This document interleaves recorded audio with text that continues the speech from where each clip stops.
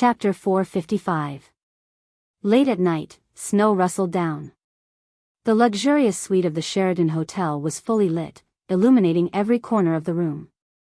The man's suit and shirt, the woman's overcoat and bra, were thrown under the bed one by one. On the bed, the naked man and woman facing each other was another tempting scene. The man's skin was light wheat-colored, healthy and with a drool-inducing luster, thick eyebrows, a bold nose, and a well-defined outline.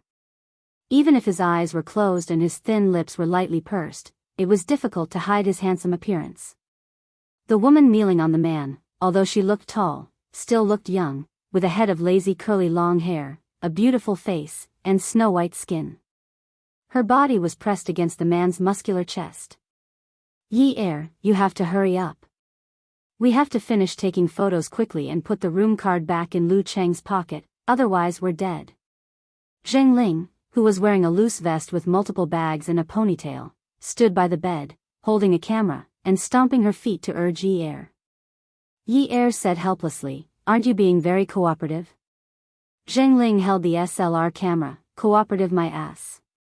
Have you ever seen a woman covering her chest with both hands while rolling in bed?" Seeing that Yi-er couldn't let go, Zheng Ling teased that a model, in the humorous way of a professional photographer, put in more effort. "You have to think about how to sleep with such a handsome man under your body. Moreover, he is such a big figure. If you sleep with him, you will benefit." Yi-er thought to herself. Before coming, she had thought it through clearly. She didn't want to set up a monument for herself. Now she was being pretentious for ghosts. With this thought in mind, she cooperated with the camera and pressed her soft chest against the man, posing a seductive posture in her imagination, and said self-deprecatingly, "I wanted to sleep with him, but unfortunately, I drugged him with the wrong drug.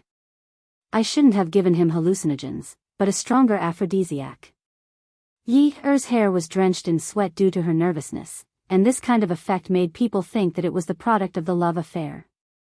Zheng Ling continued to use teasing to distract Yi-er's attention, but the work of taking photos still didn't stop.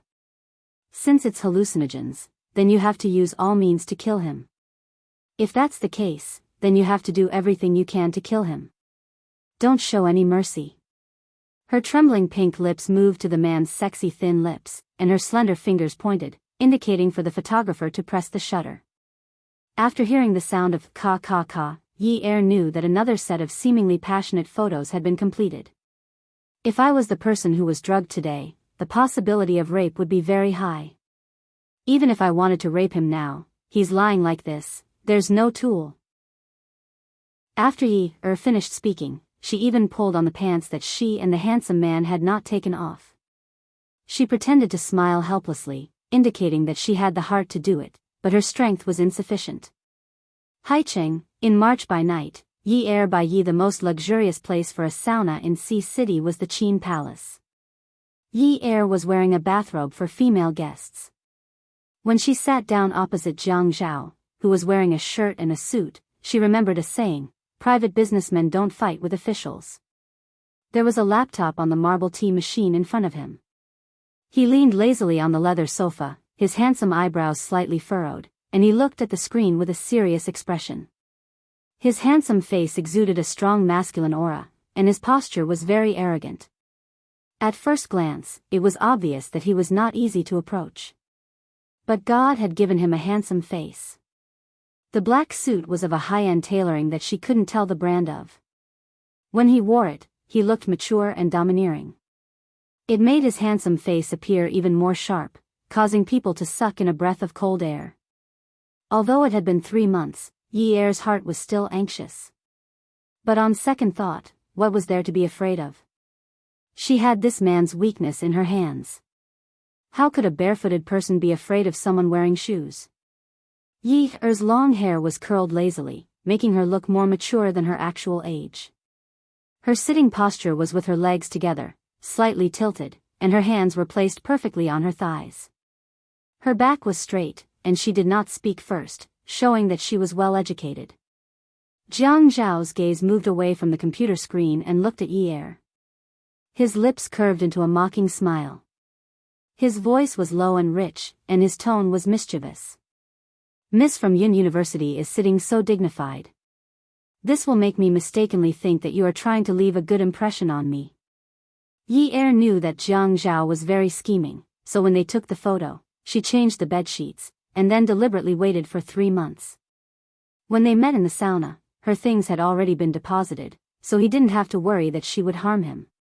And from the fact that Jiang Zhao didn't change into a male bathrobe, it could be seen that he had a close relationship with the senior management of this place. But there was no turning back. Of course, my original intention was to be a good citizen. After she finished speaking, she looked at Jiang Zhao. Her slightly flat almond-shaped eyes were not as cute as her almond-shaped eyes, but they had a sense of slyness. I hope you can give me a chance. Jiang Zhao pushed the computer in front of Yi Er. A flirtatious photo with cartoon bedding as a battlefield appeared in front of Yi Er. Only then did Yi Er realize that he was looking at the photo. But his expression didn't change, and his tone was calm. Miss from Yun University said on the phone that I went to your house and had sex with you. But I'm not used to spending the night outside except for business trips. His eyes narrowed slightly, and he sneered. And Miss from Yun University, even if you're a heavenly beauty with a fiery figure, I'm deeply infatuated with you and can't extricate myself. No matter how strong my taste is, I can't let someone stand beside me with a camera that weighs several kilograms and flash it for me. His handsome face suddenly stopped smiling, and he asked coldly, "Tell me, where was this photo taken?" Yi Er's heart thumped. Jiang Zhao's confident and calm manner made her flustered, but she didn't dare to look at him sideways, for fear of losing confidence, and even more afraid of being seen through by him. She naturally knew that Jiang Zhao wasn't praising her for her heavenly beauty and hot figure. He just wanted to ridicule her and say that he didn't like her. She felt that she wasn't facing a person at this time, but a sword, an ancient sword made of high-quality bronze, with exquisite patterns, noble origins, amazing value, and pleasing to the eye. But she didn't dare to hold the hilt and draw the sword, for fear that once the sword was unsheathed, it would carry a heavy murderous aura and kill the person holding the sword. "I want to make a deal with you." She lifted her small face and forced all her confidence into her cunning almond eyes. She stared steadily at the man in front of her without averting her gaze for a moment. "For Yun Hongwei." Jiang Zhao didn't ask a question, and Yi Er pinched her leg again. She suddenly felt that she was too inexperienced. She braced herself and said, "Yes." The man's tone was contemptuous, as if he was just asking casually. "What's the condition?" "Reduce his sentence." Jiang Zhao looked straight at Yi Er, trying to see guilt in her eyes. "Do you want to serve your sentence outside prison? Or do you want to reduce his sentence from 20 years to 15 years, then 10 years, 5 years, 3 years, and then release him after 1 year?" Yi Er's slightly slanted toes trembled unconsciously, and she couldn't stop shaking. At this moment, it was as if she had been locked in a dark room. Around her, people kept telling her that her feet were bleeding, her ears were broken, and her eyes were blind. But other than the other person's voice, she didn't know anything else. She didn't know whether the other person was a friend or foe, whether they wanted to save her, or whether they wanted to kill her. Jiang Zhao's gaze was direct at first, but then it became fiercer and fiercer, forcing Yi Er to take a deep breath.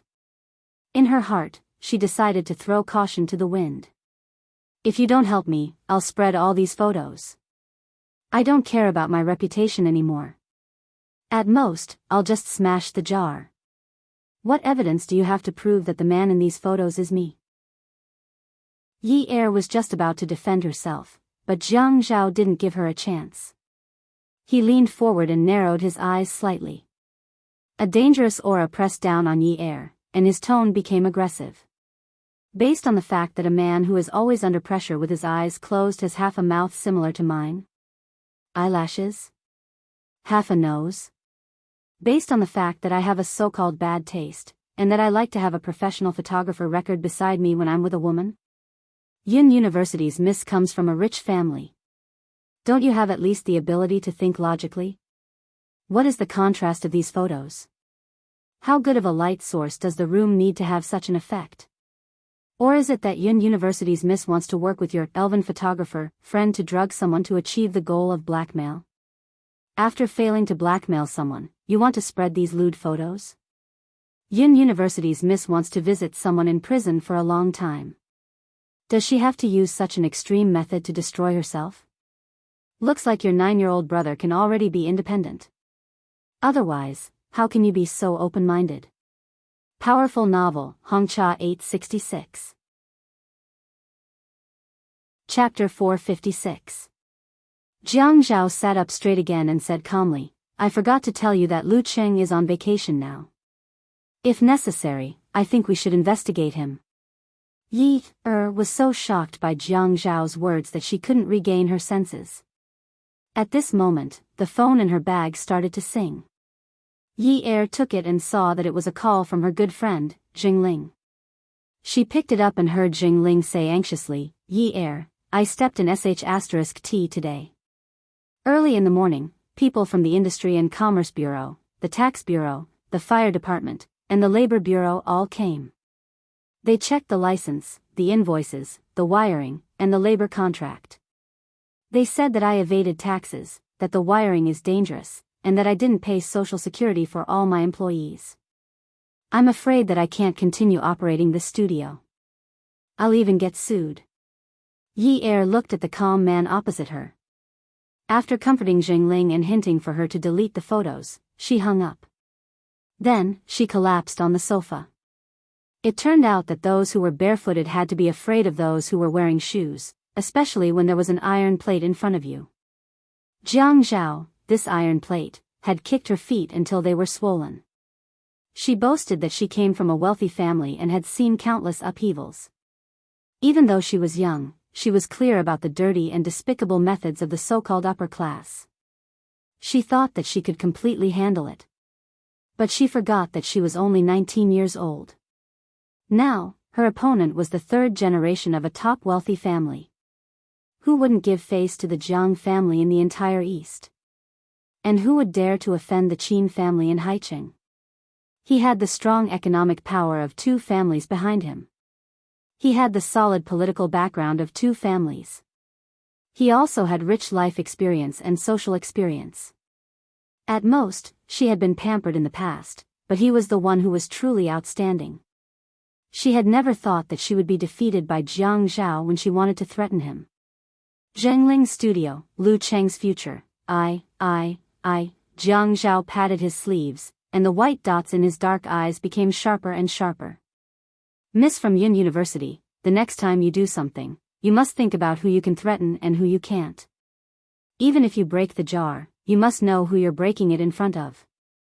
Jiang Zhao suddenly paused.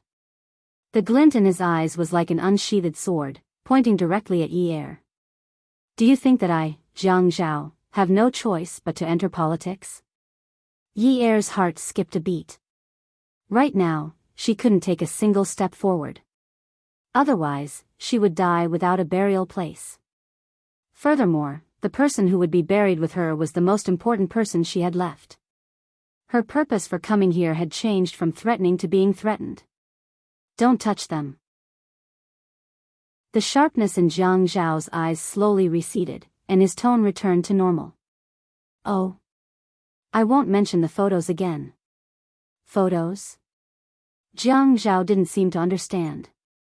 He had already taken out a small pen and turned it on. A red indicator light lit up. He got up and poured a glass of water from a glass bottle and started drinking. Qin Palace was the property of his cousin, Qin Fian. Knowing that he didn't like drinking mineral water, he prepared a warm water bottle. Yi understood that it was a recording pen. And if Jiang Zhao agreed not to touch Jingling and Lu Cheng, the recording wouldn't mention them. But she wasn't stupid enough to confess that she had deliberately framed Jiang Zhao. You can start recording. Jiang Zhao pressed the switch and placed the pen on the tea machine. Then he sat down and leaned back. His slender fingers tapped lightly on the sofa. Why did Miss Yun show me these photos? I'm very confused. I just thought that my boyfriend looked a lot like you, so I showed them to you. Jiang Zhao nodded in satisfaction. His narrowed eyes seemed to be telling Yi, Miss Yun is indeed a smart person. She raised her eyebrows. Oh. So he's your boyfriend? Yes, we took these artistic photos at a photography studio.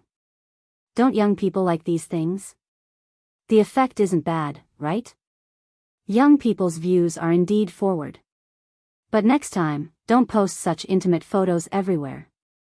It's not good for your image. He sounded like a parent. And when Yi Er saw Jiang Zhao scheming, she couldn't help but want to kill him. She regretted not taking off his pants and taking a photo of his lower body. Perhaps that would have provoked him. Now she realized that sometimes, it was better to break one's moral integrity. It was obvious that a kind woman would not have a good ending.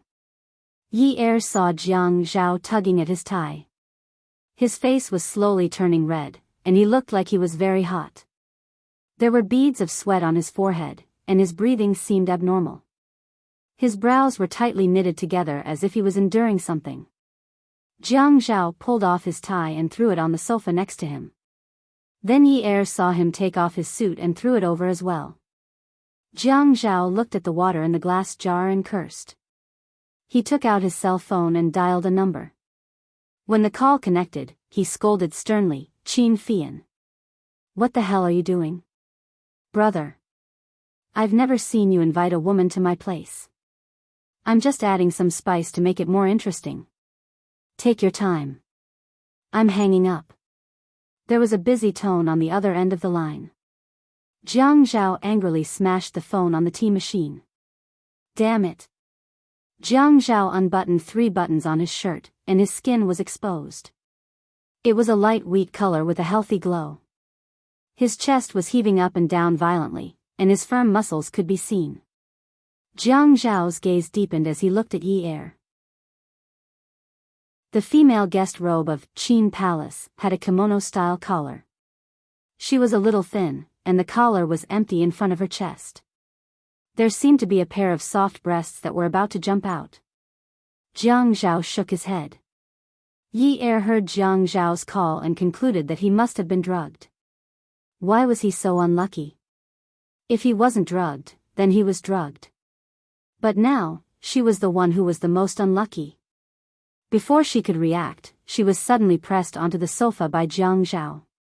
Her mind was blank, and she could only feel the man's hand firmly wrapped around the back of her head.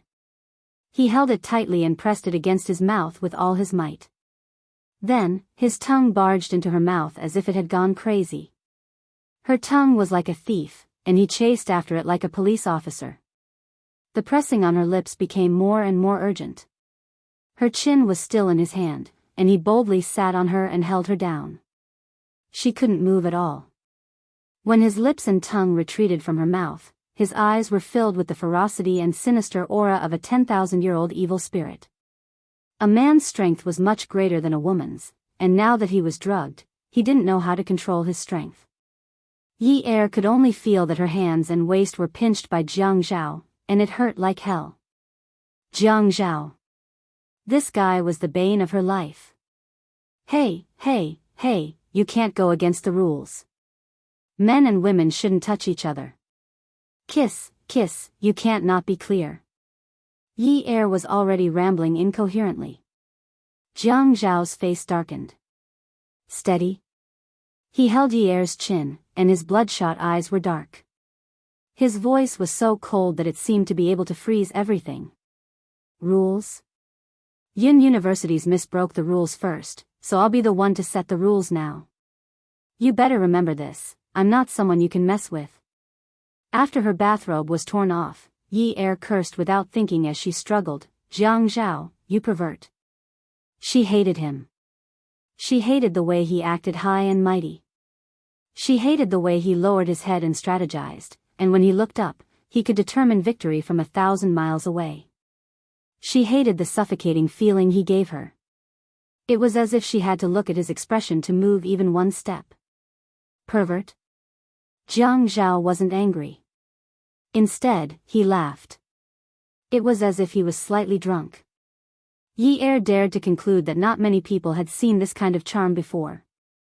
Jiang Zhao paid too much attention to his image outside, and he had no choice but to pay attention to it. This kind of unrestrained Jiang Zhao was too good-looking. He didn't have a strict outer shell. He was a kind of carefree and unrestrained person. His beauty was unparalleled. She was still in a daze, admiring the handsome man when the sarcastic remarks of the handsome man above her head were like 10,000 years of ice cruelly splashing her all over. Am I as perverted as you? Weren't you perverted when you used those despicable methods to drug people? Weren't you perverted when you twisted your childish body in a coquettish manner and stuck to a man's body to take nude photos? You. Yi Er was scared and angry. She was 19 years old, 170 centimeters, and he actually called her childish. Teeth. He used force to hold her. She heard his breathing become faster and louder. He seemed to still have some rationality. His brows were tightly knitted together as if he was holding on to something. Then, she heard him groan unbearably, and then he lowered his head to bite her neck. The wet bites on her neck were densely packed. Yi Er's breathing became chaotic. Her heart was about to jump out of her chest. Yi Er knew that if Jiang Zhao was determined to vent on her body, she couldn't run at all. Beauty novel, Xinwu 799. Chapter 457. She had been running around for a year because of her father. She knew that there were many unspoken rules in this society. You could not go anywhere just because you had a reason. Jiang Zhao was definitely not afraid of her. She had clearly seen him struggle. Since he had struggled, he must have thought of the consequences. The only one with no way out was her. All of his actions were unfamiliar to her. She was terrified. At this time, Jiang Zhao was even more arrogant and unscrupulous under the influence of the aphrodisiac. Being threatened? Even if he, Jiang Zhao, was threatened, he would not fall to the level of a little girl who was still wet behind the ears. She dared to provoke him, so she should have a taste of the consequences. The more frightened the woman below him was, the more he felt that he had vented his anger in the right place today. In the process of the cat scaring the mouse, the number of times his body clamored and clamored, becoming more and more ferocious. He was getting more and more out of control. His original intention was not to touch her no matter what. But she moved, screamed, beat, and cursed. Her long hair became more and more messy in the tussle. That appearance was like she was in need of a man to teach her a lesson. Everything in front of him seemed to have turned scarlet. With a bloody desire to conquer, it wanted to rush out of his body. He pulled down the last barrier of her lower body. Her black underwear, like a cicada's wings, was seductive and sexy. He held her small underwear and waved it in front of her eyes. He chuckled softly and said, "You're so young, but you're already so coquettish. You really know how to seduce men." Yi Er glared at Jiang Zhao. Her hands felt like they were clamped by an iron clamp. Her two legs were tightly pressed down by him. She was the piece of meat on the chopping board, waiting for the bright knife to fall and decide life and death. Suddenly, he pried open her two legs and barged into her body like a wild beast. Even his voice was like a wild beast roaring in her ears. "Remember this. This is what you get for provoking me. You only have yourself to blame for everything." The overwhelming pain caused Yi Er's brain to suddenly jump and go blank. When she came to her senses, she had already bitten her lips until they bled. She could not even scream. Inside her body, there was an unbearable enormity. At the same time, it also brought her unbearable pain. It pierced through her entire body and spread to the ends of her spirit. It didn't stop for a moment, and it kept repeating. No matter how much she resisted, no matter how much pain she was in, she could not see any pity in the man's eyes. All she could see was his sense of revenge and his anger. She could not cry out in pain or beg for mercy. She was the one who provoked him first, and now she was asking for trouble. Cry out in pain? She couldn't afford to lose face like this. She just pretended that she didn't care at all. She awkwardly and stiffly matched all of his tricks, even if she was already exhausted after an entire night. Even if his body and heart were trembling. Every time she visited him in prison, her father would say, "Yi Er, don't worry about your father's matters. You and little Jia should be fine. You are still a child. You're just too stubborn. Girls who are gentle will suffer a lot less and suffer a lot less. Girls who are too headstrong will lead a very hard and tiring life. She was a strong girl. Not only was she tired, but she was also in pain. At 5:00 in the morning, Yi Er was awakened by a heart-wrenching pain. When she turned around, she felt as if she had been run over by a car. She touched the bedside lamp and turned it on. The man beside her was sleeping contentedly. He must be very satisfied and exhausted, right? That damned stinky man. Even if she was in the wrong first, he shouldn't be so beastly. She had only pretended to sleep with him, but now he had mercilessly slept with her for real. Even if he had been drugged, he could have gotten Miss to serve him. Why did he have to do this to her? She lifted the blanket and got out of bed. Looking at the shocking red, her heart felt as if it had been bitten by someone. Jiang Zhao, is this what you meant by the consequences of provoking someone who shouldn't be provoked? He took out a small blade used to trim eyebrows and cut off the blood that belonged to her virginity. 6 months later. In September, Haicheng was hot and humid, but the night was colorful and charming. Peerless Beauty was the most expensive nightclub in Haicheng. The interior was magnificently decorated, and the cups were all crystal cups flown in from Italy. The customers here were either rich or respectable, and it was a membership system. The customers' information was kept confidential, and the elevators in each private room led to a dedicated garage in the parking lot. It wasn't a place where money could be used. The ladies here were said to be the prettiest in the country, and they were also the most educated. Although many of them got their diplomas from advertisements on telephone poles, to men, it was a face-saving project. Whether it was real or fake, there weren't many who were stupid enough to check it out.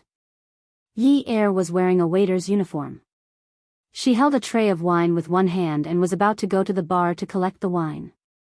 Manager Wang, who was in charge of Mommy, rushed to the service department with her gold powder eyeshadow makeup. She looked at department head Lin, who had light makeup on. "Oh, my Gigai, my savior. What are you doing? What are you doing?" Department head Lin looked at her with disdain. "Oh, isn't this a desperate situation? I'm here to ask my lover for help." It turned out that tonight's business was too good. There were only a few ladies left, and in the Zhaojun VIP private room, there was a group of customers who couldn't be offended. They were clamoring to order a handsome guy for a beautiful man. The private rooms in Peerless Beauty were all named after famous beauties in ancient times. It always made the men here feel that they were blessed. Moreover, the rule here was to let the customers have fun. How could they not fill up the place? If they didn't have Miss, they couldn't afford to lose face. Fortunately, the group of people who wanted to order Miss had already ordered. The others didn't seem to need anyone to accompany them. They just found a few prettier and taller girls to fill up the place. There were a few beauties in the service department. How could manager Wang bear to let them go? Yi Er was naturally chosen. Yi Er wasn't willing at first. She came to work from Monday to Thursday when her brother was in boarding school. She wasn't an official employee, so there was no need for her to work so hard. Manager Wang said that as long as she called anyone over, as long as they stood for 1 minute and walked through the motions, the company would pay 500 yuan per head. With that said, the people who were called by Manager Wang quickly started to put on makeup and change their clothes. Who couldn't get along with Grandpa Mao? Standing anywhere was the same. Standing for a minute was 500 yuan. What was there to complain about? After putting on makeup, Yi Er was undoubtedly stunning. She was young and had good skin, so her makeup was applied quickly. After putting on powder and brushing her eyebrows, her facial features became more defined. Compared to when she didn't put on makeup, she looked more mature. Manager Wang kept praising her. That's why there are no ugly women, only lazy women. Look at our Yi Er. She's a peerless beauty among peerless beauties. This group of people was very strange. Other male prostitutes would enter the private rooms of rich women, but this private room was full of men. Yi Er sighed worriedly. Public morals were degenerating day by day. Morality was degenerating. What a hardcore taste. Yi Er was counting the seconds in her heart. Tick, tick, tick, tick. She was thinking about counting 60 times and getting 500 yuan. She didn't look at anyone. Her expression didn't look deliberate. She was thinking about her own wonderful things. She wasn't like the other miss who winked at the customers and begged for an olive branch. Moreover, she hadn't really done it before. Although her clothes were sexy and her makeup was stunning, she didn't have the kind of prostitute aura that seeped from her bones. She was also from a wealthy family. Even if she was down and out, she still had the elegance in her bones. This kind of her attracted more attention. Yi Er finally finished counting 60 times in her heart. She exhaled and turned to leave with a little joy. Who said you could leave? A deep, rich male voice suddenly broke into her eardrums, making her tremble. Even though it had been half a year, Yi Er still couldn't forget this voice.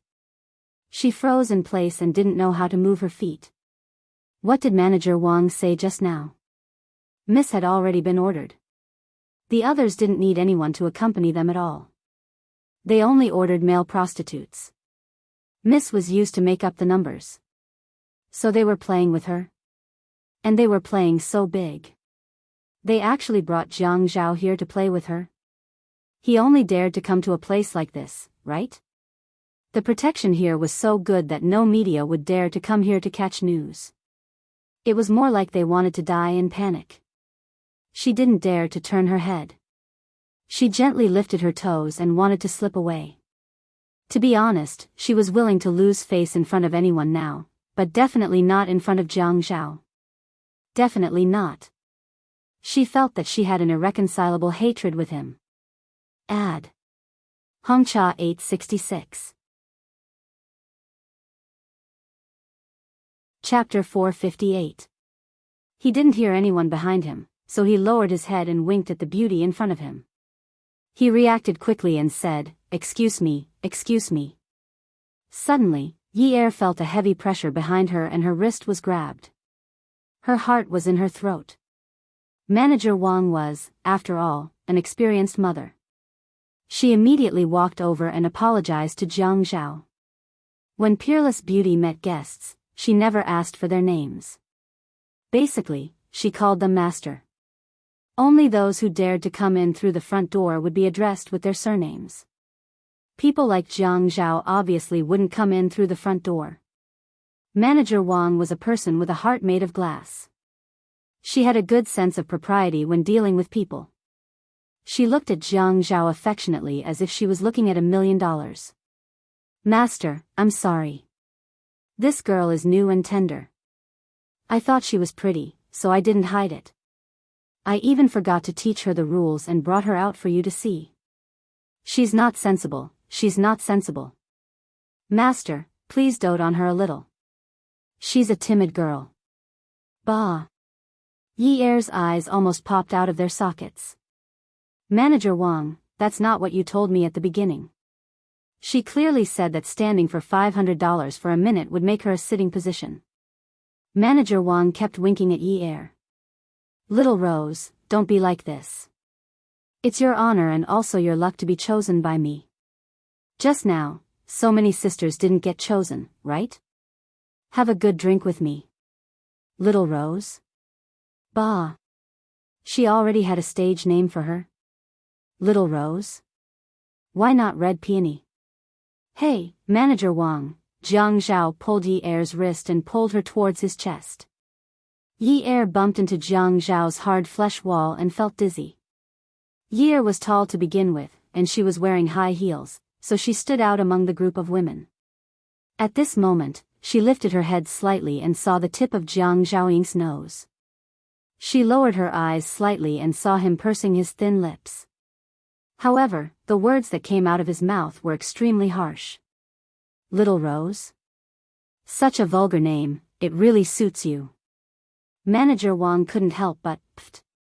This sudden loss of self-control made him feel extremely ashamed. He hurriedly said that he would punish himself with 3 cups of wine.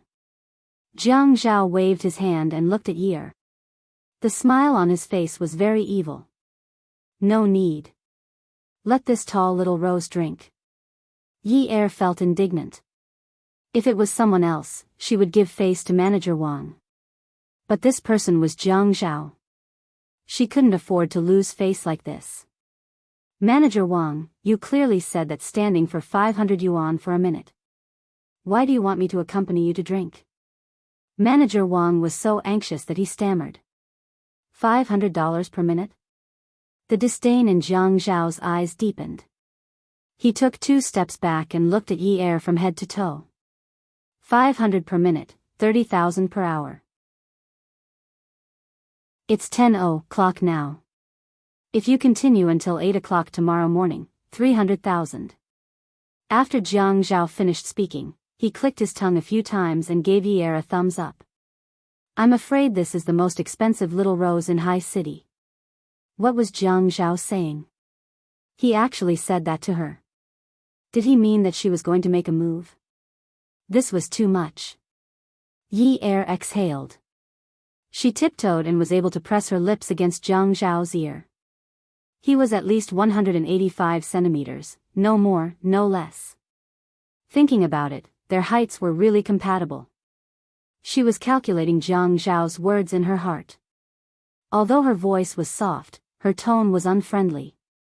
Yes, Your Excellency. I'm that expensive. Can you afford to order me? So this is how you spend the taxpayers' money? Or is there someone else who is helping you pay for this? Is he trying to bribe you? The man's deep eyes slowly narrowed. He waved his hand at Manager Wang, indicating for her to bring the others away first. After everyone had left, he pinched Yi Er's chin and stroked it back and forth with his thumb. Could it be that Miss Yun has never looked for information on the upstarts in the political arena? Don't you know that I have a lot of shares since I was born?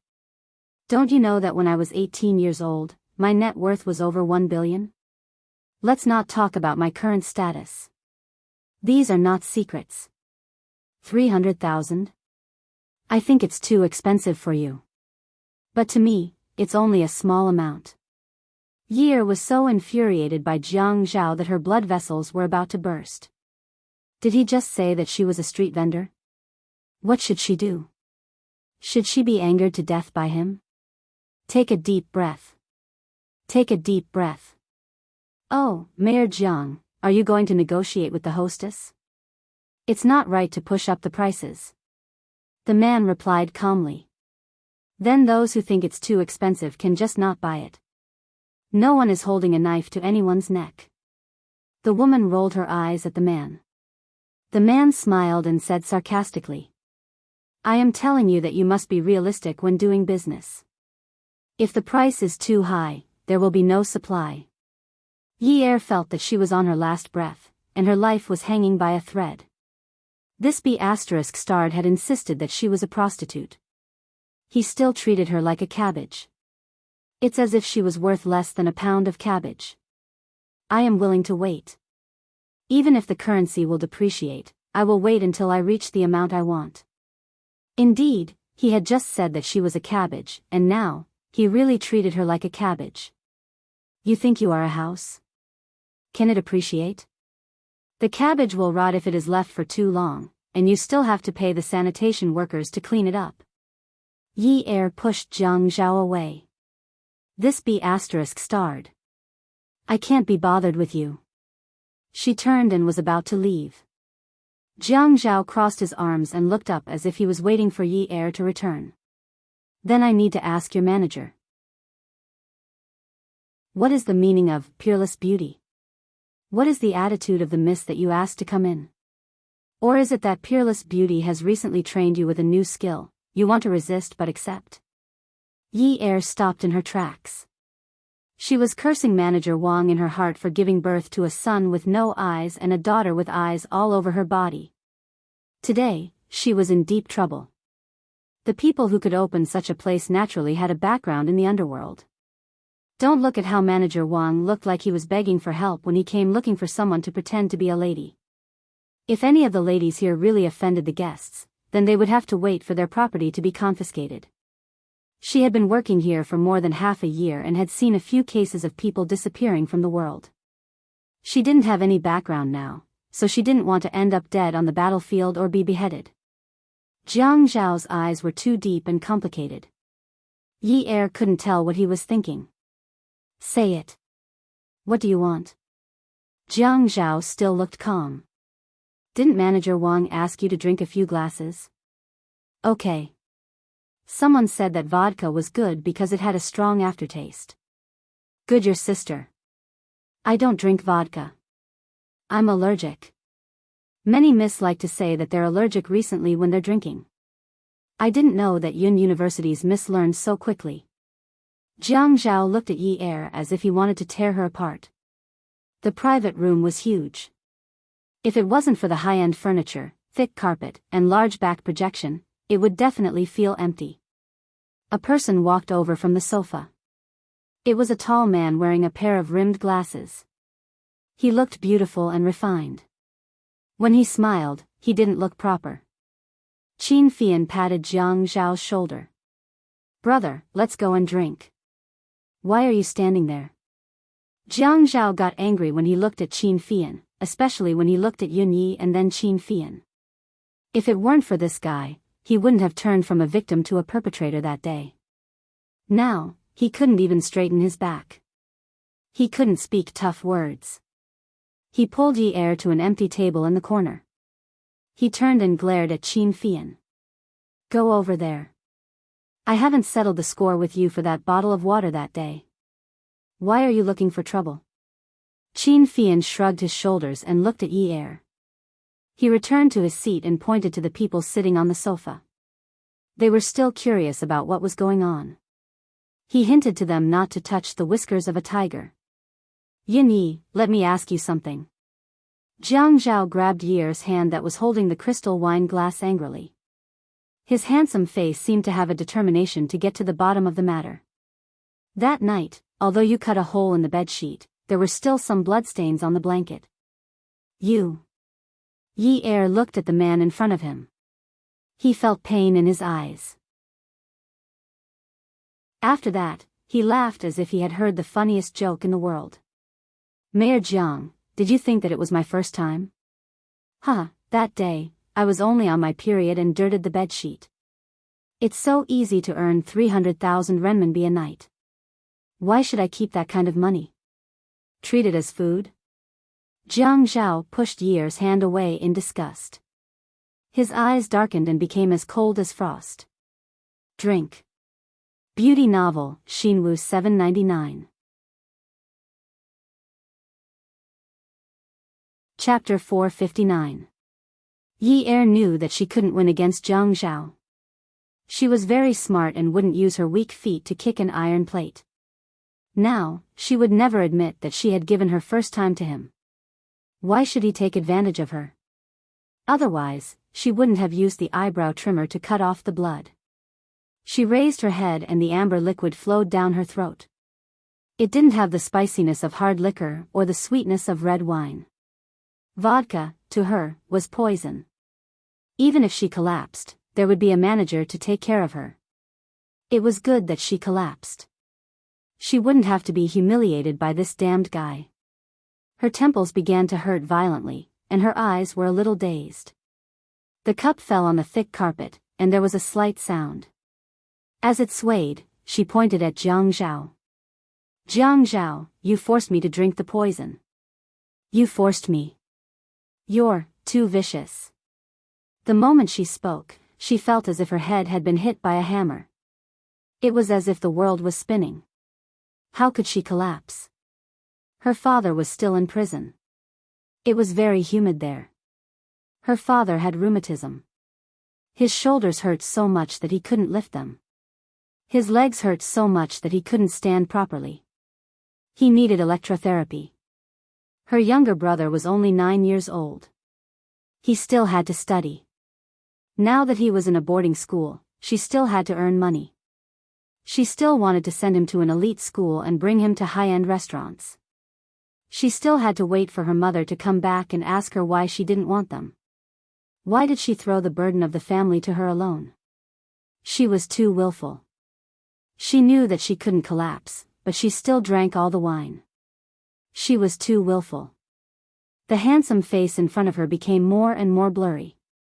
She seemed to see him frowning in anger. It must be her hallucination.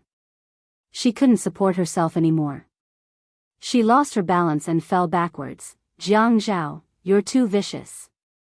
She remembered it as if she had been repeating it. She vaguely heard someone calling her name. It was cold, as if she owed him money. She didn't remember borrowing money from anyone because no one was willing to lend it to her. When Yi Er opened her eyes, she was in a high-end private hospital. No one was willing to reveal the name of the person who sent her here. Who else could have sent her here? Manager Wang must have felt guilty. Even if that pervert Jiang Zhao knocked her down, it was still the company's responsibility, right? She was not a professional hostess. In the evening, Yi Er persisted until Peerless Beauty went to work. He carefully wiped the wine bottles and then put them on a tray. He was going to deliver the wine. Manager Wang came to the service department again. Yi Er naturally did not give her any face. No wonder people said, only women and villains are difficult to deal with. In the whole world, Manager Wang was the only woman who was difficult to deal with. She was not just an ordinary woman who was difficult to deal with. She obeyed in public but opposed in private. She was a criminal and a human trafficker. She deserved 1,000 cuts. Yi Er, are you still angry at Sister Wang? Manager Wang's attitude towards Yi Er was as if she was really trying to please her. However, this kind of pleasing always made people feel uncomfortable and strange. It was as if this woman was a demon in human form, waiting for people to be tricked into talking to her. Once they spoke, her true form would be revealed.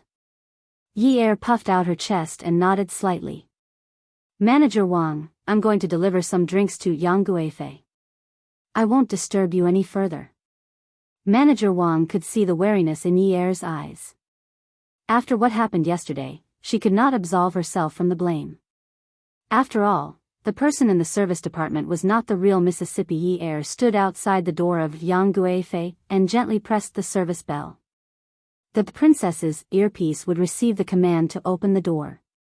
She had just handed the wine to the princess when she heard a voice behind her. A surprised voice came from behind her. Yi Er. Yi Er turned around and was stunned. She did not react for a long time. She thought for a while. How should she address this handsome man from before the new year? Yi Er acted like all the waiters here when they saw a guest. She nodded at the right time, leaned forward, and politely greeted, young Master Min Zikai, 180 centimeters tall, 23 years old, ex-fiancé. When the Yun family declined, he wanted to break off the engagement with her. After that, his whereabouts were unknown. Yi Er. What are you doing here? I'm at work. Young Master Min, have fun. Then I'll go back to work. I still have a lot of things to do. The alienation in Yi Er's words made Min Zikai frown deeply. He could not continue the conversation. Seeing that Min Zikai did not say anything else, Yi Er fled. When she returned to the service department's wine room, she shook her head forcefully and muttered in her heart, childhood sweethearts play with childhood plums. True love will always be with you. Liar, liar. Don't love me, I don't love. Don't love me, I don't love. After muttering it a few times, Yi Er sighed as if a heavy burden had been lifted from her shoulders. After delivering the wine to Zhao Jun, she had only taken a few steps when the princess, who had ordered the songs, ran out to stop Yi Er. She said that someone was calling her from inside. Min Zikai? No, she did not want to see him. Just as she was about to refuse, Manager Wang, who was covered in knives, appeared in front of her. She said sincerely, Yi Er, go. You can't offend the people inside. Don't worry, Sister Wang will definitely protect you. She cursed in her heart, protect your sister. You want me to help you count the money after selling me off? When Yi Er entered the private room, she realized that it was not Min Zikai, but that pervert. Zhao Jun, again? Was this the legendary holdout? There were not many people in the private room today, only 4. Actually, she knew many people in this circle. One of them was the bespectacled boss of Qin Palace, Qin Fian.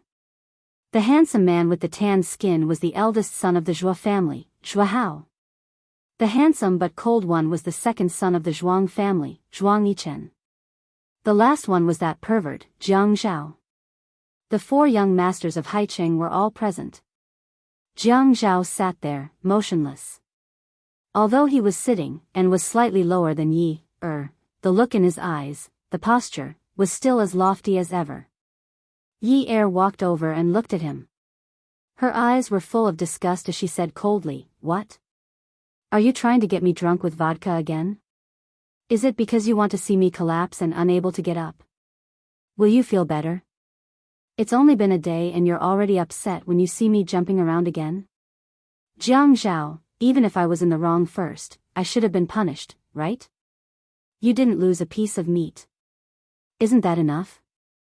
Jiang Zhao was suddenly stunned. "What? I'm asking you if you want to prank me again." Jiang Zhao stood up and said angrily, "You're really unreasonable." "What about you? Aren't you unreasonable as well? Let's go," Jiang Zhao said sternly. He swallowed the words that were on the tip of his tongue when he saw Yi's attitude. When Jiang Zhao drove home, it was already 2 o'clock in the morning. The music in the car flowed slowly, somewhat innocently. It seemed like it would rain in a few days. The moon was cloudy and the stars were sparse. Other than the city lights, there was no night scenery to enjoy. If there was one, it would be the man and woman running in front. It looked like the man was relatively short. He was running in front with his head raised and neck stretched. He was holding a lady's bag and running with great difficulty. The woman chasing behind him was barefooted. She was tall and had long hair. She would raise her hand and point at the man in front of her from time to time, as if she was scolding him. Yi was out of breath, but she did not dare to stop. She knew that it was not easy to travel at night. She had just been given the money, but before she could even touch it, the thief had already snatched it away. What kind of world was this? She chased the thief into a dead end. The street lamps were old and sickly, and the light was weak. However, the knife in the thief's hand seemed even brighter. The sharp knife glinted coldly as she waved it around. The bandit's aura was in a frenzy, and his voice was filled with viciousness. "Bitch, if you *King chase me again, I'll stab you to death if you chase me again." Yi heaved a sigh of relief. Over the past year, she had gone around begging for help but was rebuffed. She had long felt that those who fought openly were not that scary. The truly scary ones were those who stabbed in the back. She did not care. She still had her money in her bag. She shook her head, clenched her fists, and stood on tiptoe to warm up. Then, she spread her arms like a warrior and finally cupped her fists like a Chinese swordsman. "Please advise me." The thief was a little confused. *TCH, who are you trying to show off your Chinese and Western moves? I'm trying to show you. Because I want to exchange pointers with you. You don't know this, but in martial arts school, everyone is considerate of their fellow disciples and does not kill. As the saying goes, don't go overboard. But what you're doing today is just right for me to defend myself. Isn't that what I want? Yi cursed herself in her heart for being cheap. Why did she ask for a fight? What martial arts school? She just wanted to see if this thief really dared to fight her. She was just bluffing. The fight came to an end after the bandits lost control and Yi's cries of alarm. Yi only remembered that the gangster was really desperate and jumped over the wall to stab her with a knife. She thought that she could block him and grab the knife, but in the end, she could only watch as the bright knife stabbed towards her. Come and see, Songshu 566. Chapter 460. In the end, she saw a bright knife stabbing towards her. Yi still cowardly dodged. Just when he felt that he was about to be separated from his brother and father, a black shadow rushed out and kicked the bandit. The shadow nimbly threw out several punches, and with a reverse grappling hand, he firmly grabbed the bandit's wrist and pulled. Then, with a cool hand chop, he chopped at the back of the bandit's neck. The bandit fainted, and the knife fell to the ground with a crisp sound. Jiang Zhao tore off his tie and tied the man to the utility pole in no time. Yi Er felt that Jiang Zhao was really handsome like this. Although there was a deep hatred between them and they were irreconcilable a few hours ago, it was now blown away by the wind. If he wasn't here today, she would probably be on the road to the Yellow Springs. Disfigurement or heavy disability were all foreseeable. There was a good saying, hatred is precious, but life is more valuable. If you want to live, everything can be thrown away. At this time, his image suddenly became great. She was thinking about what to say to thank him. The most classic way of expressing her feelings? For example, she bowed slightly and said in a gentle voice, "Thank you for saving my life, young master. I have nothing to repay you with, but I would like to invite you for supper to thank you for saving my life. What do you think?" The man cupped his fists and nodded. He said righteously, "Miss, you're exaggerating. I happened to pass by and saw an evil man bullying a weak woman. As a righteous man of Jianghu, how can I just stand by and watch? How can I not help?" Before Yi Er could think of the melodramatic plot in her heart, Jiang Zhao had already taken out his phone to call the police. He hung up the phone and didn't thank her. Only the cold wind blew from his mouth. Yunda Miss is a heroine with extraordinary skills. It was all mockery, contempt, and disdain. Their romance after saving the damsel in distress was ruined. Experience told her that if she wanted to get pity from a venomous mouth, it was a pipe dream. Senior Jiang is astute and farsighted. He actually knew that there were bandits here and acted bravely. He is a real hero. Jiang Zhao's expression changed. This little hussy was calling him a senior on the left and a scheming old man on the right. She was cursing him as old in a roundabout manner. He was an official in the imperial court, and she actually called him a hero of the forest. It seems like Miss Yun can walk back on her own. I'll take my leave first.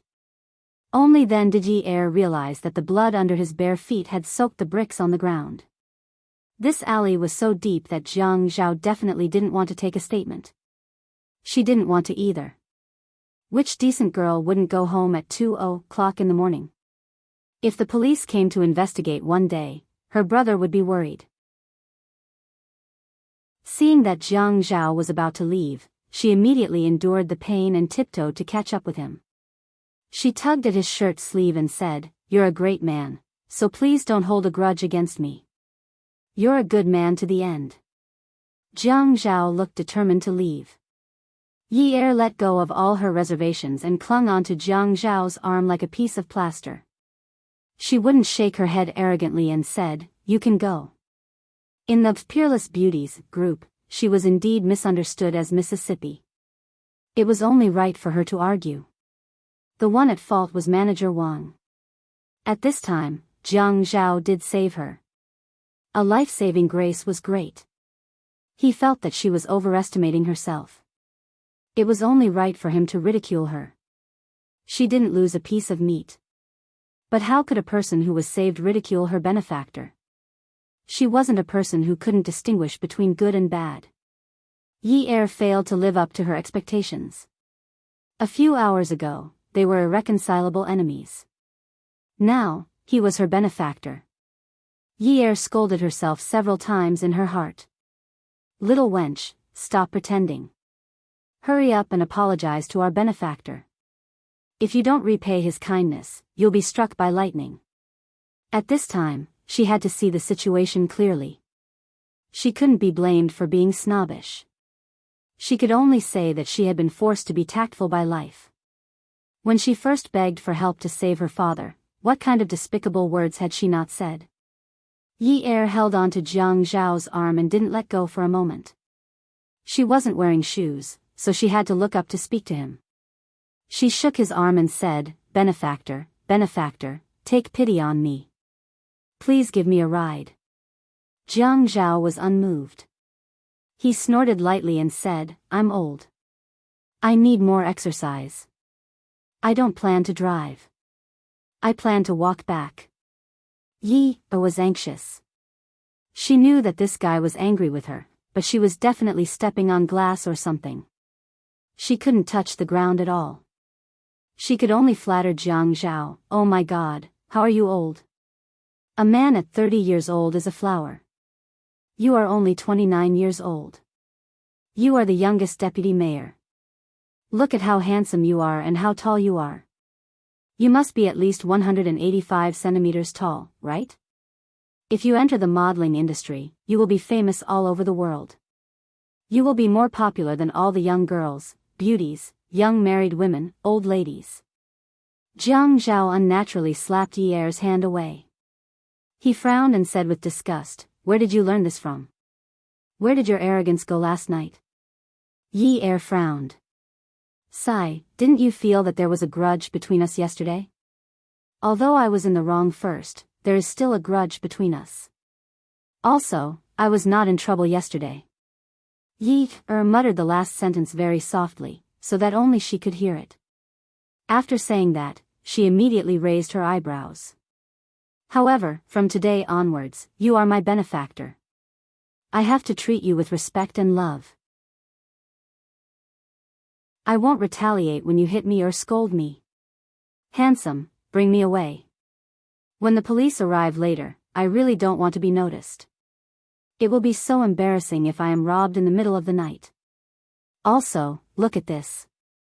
Yi Er immediately looked up and opened her mouth wide. She pointed at the wall and said, "I am a blabbermouth. If I say anything during the interrogation and affect the mayor's image, I will feel very sorry and reproach myself.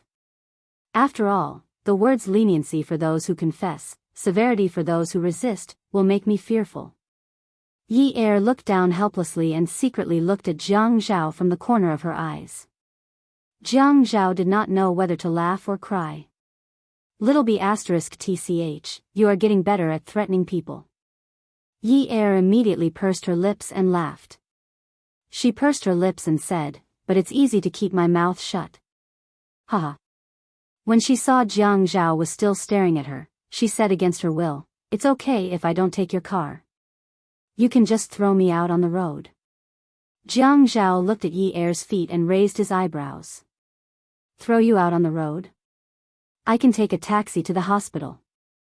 It's only 5 renminbi, 5 renminbi. Haicheng's taxis start at 11 renminbi. What's the market price for 5 renminbi? I'm talking about taxis." Pfft, Jiang Zhao laughed at Yi Er. "Yin Yi, people say that a starving camel is still bigger than a horse. Handsome, people also say that a plucked phoenix is not as good as a chicken." Jiang Zhao had never seen Yi Er like this before. In the photos, she was so flirtatious and seductive. When she threatened people, she was obviously scared but pretended to be calm. When he saw her at the nightclub, she was dressed so sexily and had a calm expression. After he found out, she was like a hedgehog that wanted to go tit for tat. She drank all the alcohol that she could not drink in one gulp. It was only then that he happened to see someone chasing someone into a dead end. He knew that it was a robbery at night and instinctively came over to take a look. In the end, he found that she was actually fighting a psychological battle with the robbers. Now, in order to let him take her away, she actually did a 180-degree change in her attitude towards him. What a female monster. This dead look was really ugly and unbearable. If you sacrifice yourself heroically to catch a heinous robber in Haicheng, I think I can help you get in through the back door and give you a posthumous title of martyr or something. As Jiang Zhao said this, he had already bent down and carried Yi Er horizontally. Yi Er had long arms and legs.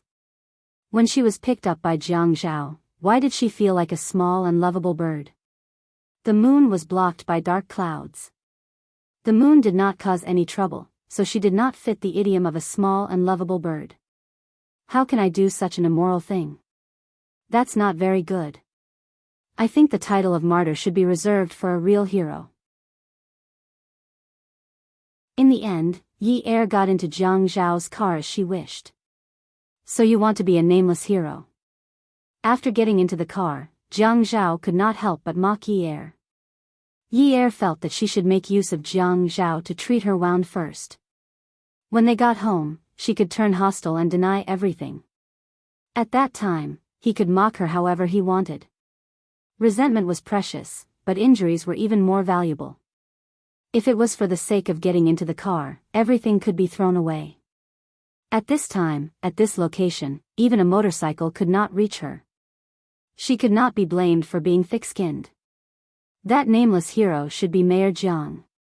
What I did just now is really admirable. How am I worthy of being called a hero? Ha ha ha. Yi Er leaned against the car seat and pretended to be asleep and did not hear anything.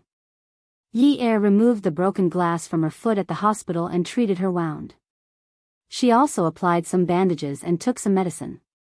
After that, Jiang Zhao sent her home. When they reached the ground floor, Yi Er quickly said, "Thank you, Mayor. You really love your people. I have reached. Have a good dream." After that, she went to open the car door. "Are you sure you can walk up by yourself?" Attention, Xinwu 799. Chapter 461. Yi Er looked at Jiang Zhao. From his face, she didn't see any expression that would embarrass her. It was just that he was used to being stern and handsome. When he rarely smiled, it was basically when he was making fun of her. How vicious. Yi Er turned and looked out of the car window. She swallowed her saliva. 6th floor, injured feet. This was a tough mission. Although someone had drugged Jiang Zhao 6 months ago, she was still traumatized.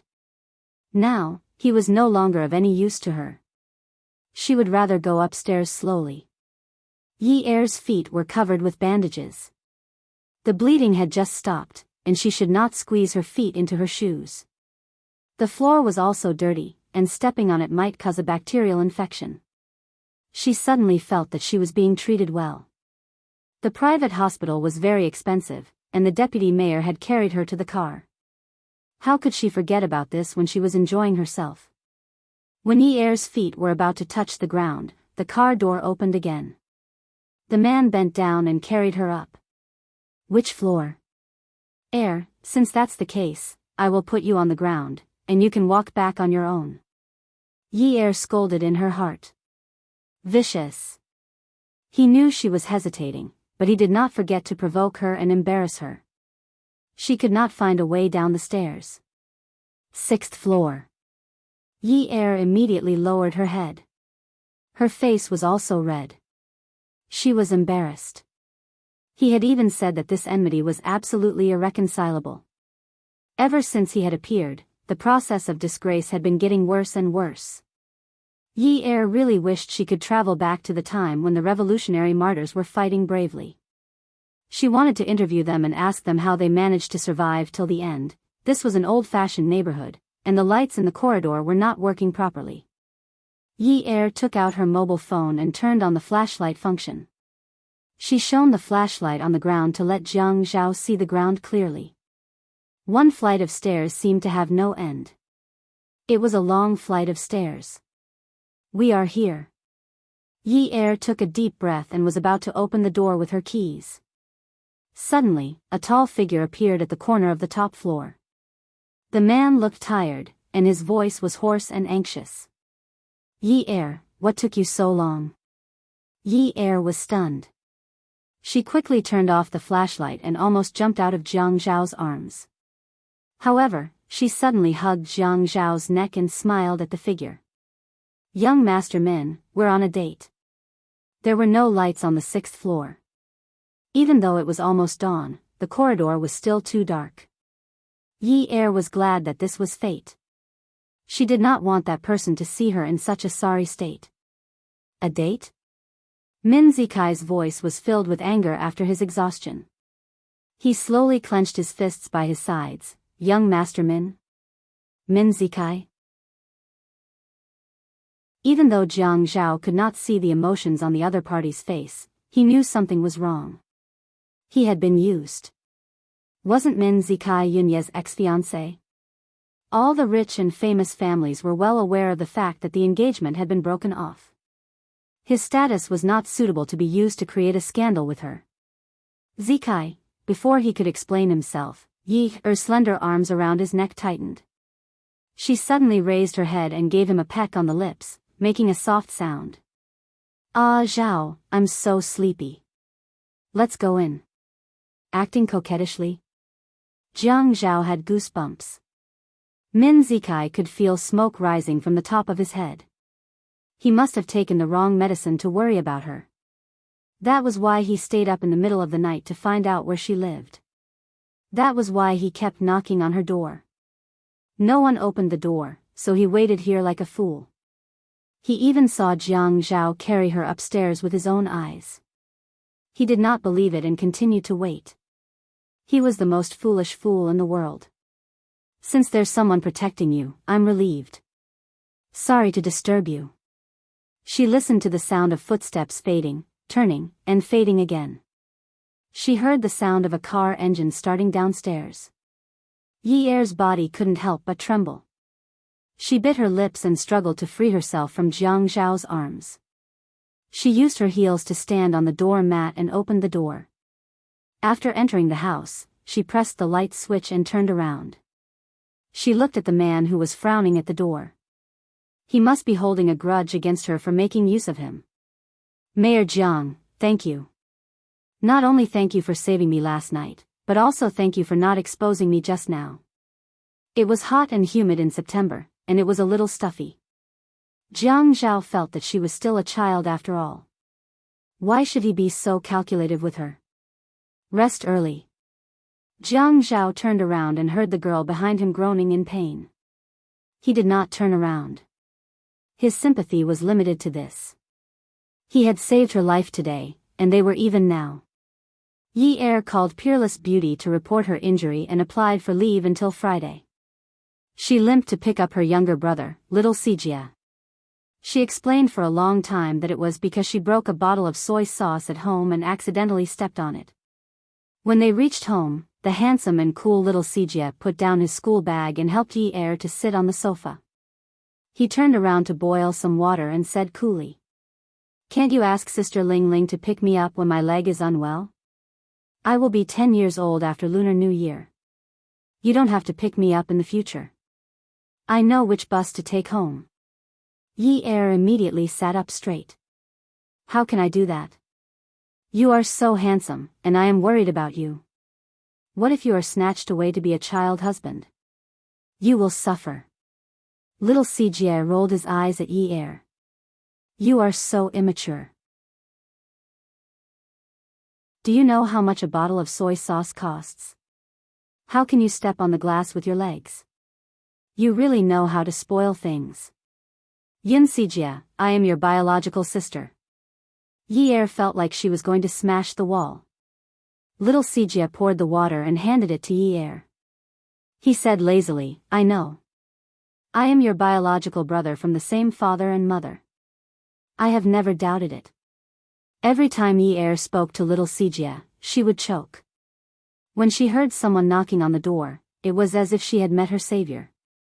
She limped to open the door. When Yi-er saw her biological aunt, Zhou Yan, her face suddenly darkened. She tried to close the door but was blocked by Zhou Yan's bodyguard behind her. Yi-er staggered and almost fell. Little Sijie picked up the glass of water and splashed it outside the door. Zhou Yan's face was wet. The beautiful woman who had put on makeup reached out to touch her face. Her whole face felt like it was covered in mud. It splashed. The bodyguard wanted to go forward, but Zhou Yan saw little Sijie standing in front of Yi-er. She was afraid that he would be hurt, so she immediately stopped him. She just stared at Yi-er. Her face was not as nice as last time. "Yi-er, I am here to tell you that since you are not willing to give Shao Jia to the Yuan family in private, then we can only meet in court." "What right do you have?"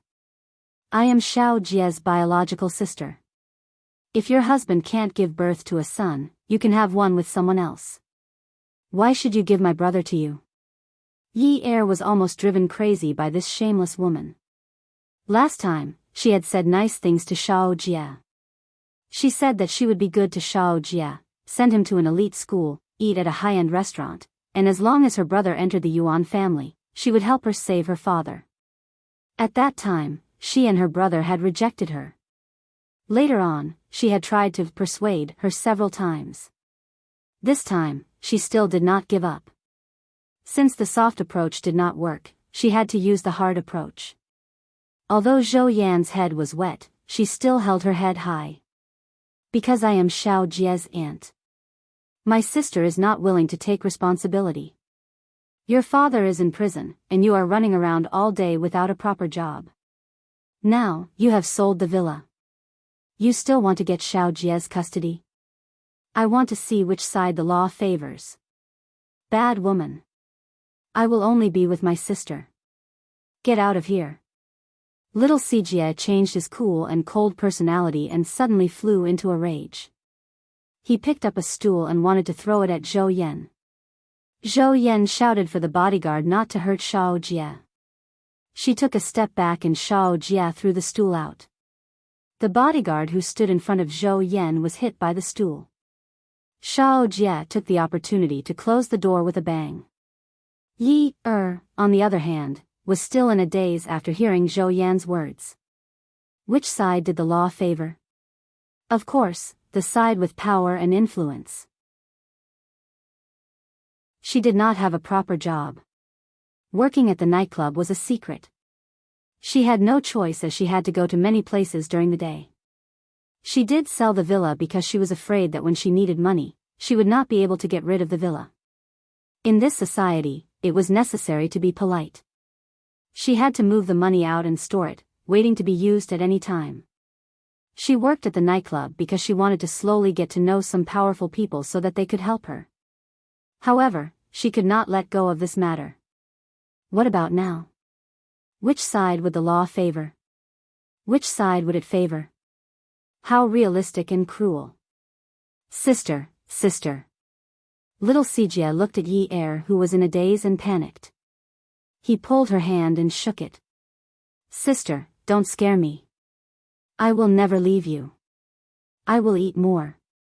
Wait for me to grow taller.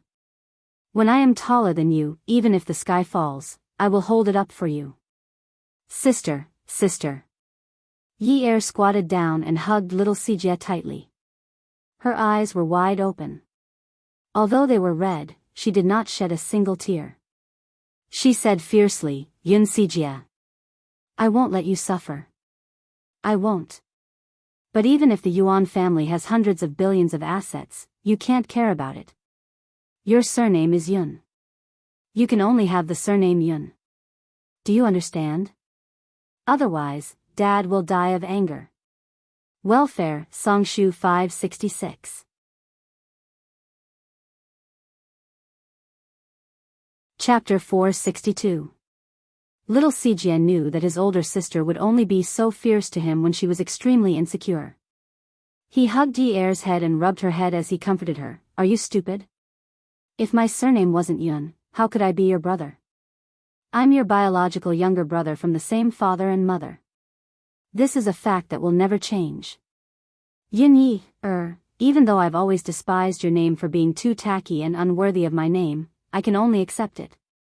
Yi Er pushed little Sijie away and made a fierce face. Yun Sijie. You're asking for a beating. On Monday, Yi Er had no problem wearing flat-heeled leather shoes. After sending little Sijie to school, she went to work at Peerless Beauty again. This time, she made a decision for herself. She was still in her waitress uniform and tied her hair into a ponytail. Today, she had specially put on some perfume, which made her look slightly seductive. When she was called into a private room by Min Zikai, Yi Er didn't panic like the previous 2 times she met him. It was as if she had expected this. She only asked in a gentle voice, Young Master Min, do you like to be entangled with your ex-fiancé so much? Yi Er, let's be together. Don't use irrelevant people to make me angry. That hug was like the other party's long-awaited release. That kiss was just a sign that he couldn't control himself. He was too focused. The feelings in her heart were still there. In front of her, she vaguely saw her childhood as pure as a lotus. Those days and nights, she longed to be his bride. Yi-er was held in Min Zikai's arms. She could feel his passion and deep affection. She could only respond to his absent-minded kiss. After a while, she struggled to free herself from him. "I want you to help me. Are you willing?" Min Zikai's voice suddenly turned cold. He frowned. "Uncle Yun?" Yi-er naturally wouldn't mention her father. Family Min was afraid of offending the Yun family, so they broke off the engagement. "No, my younger brother. Hu Jinchang is infertile, and my aunt is going to court to take custody of Sijia. I don't have a father anymore, and I can't lose my brother." Min Zikai was moved and stroked her hair lovingly. "Yi-er, don't worry. In the next 2 days, I'll register a company for you. You'll be the legal representative. I'll get someone to handle the company's business for you. I'll also find a supplier for you. This way, you'll have a stable career and income, and we'll win this lawsuit. Also, I don't want you to work in a place like this."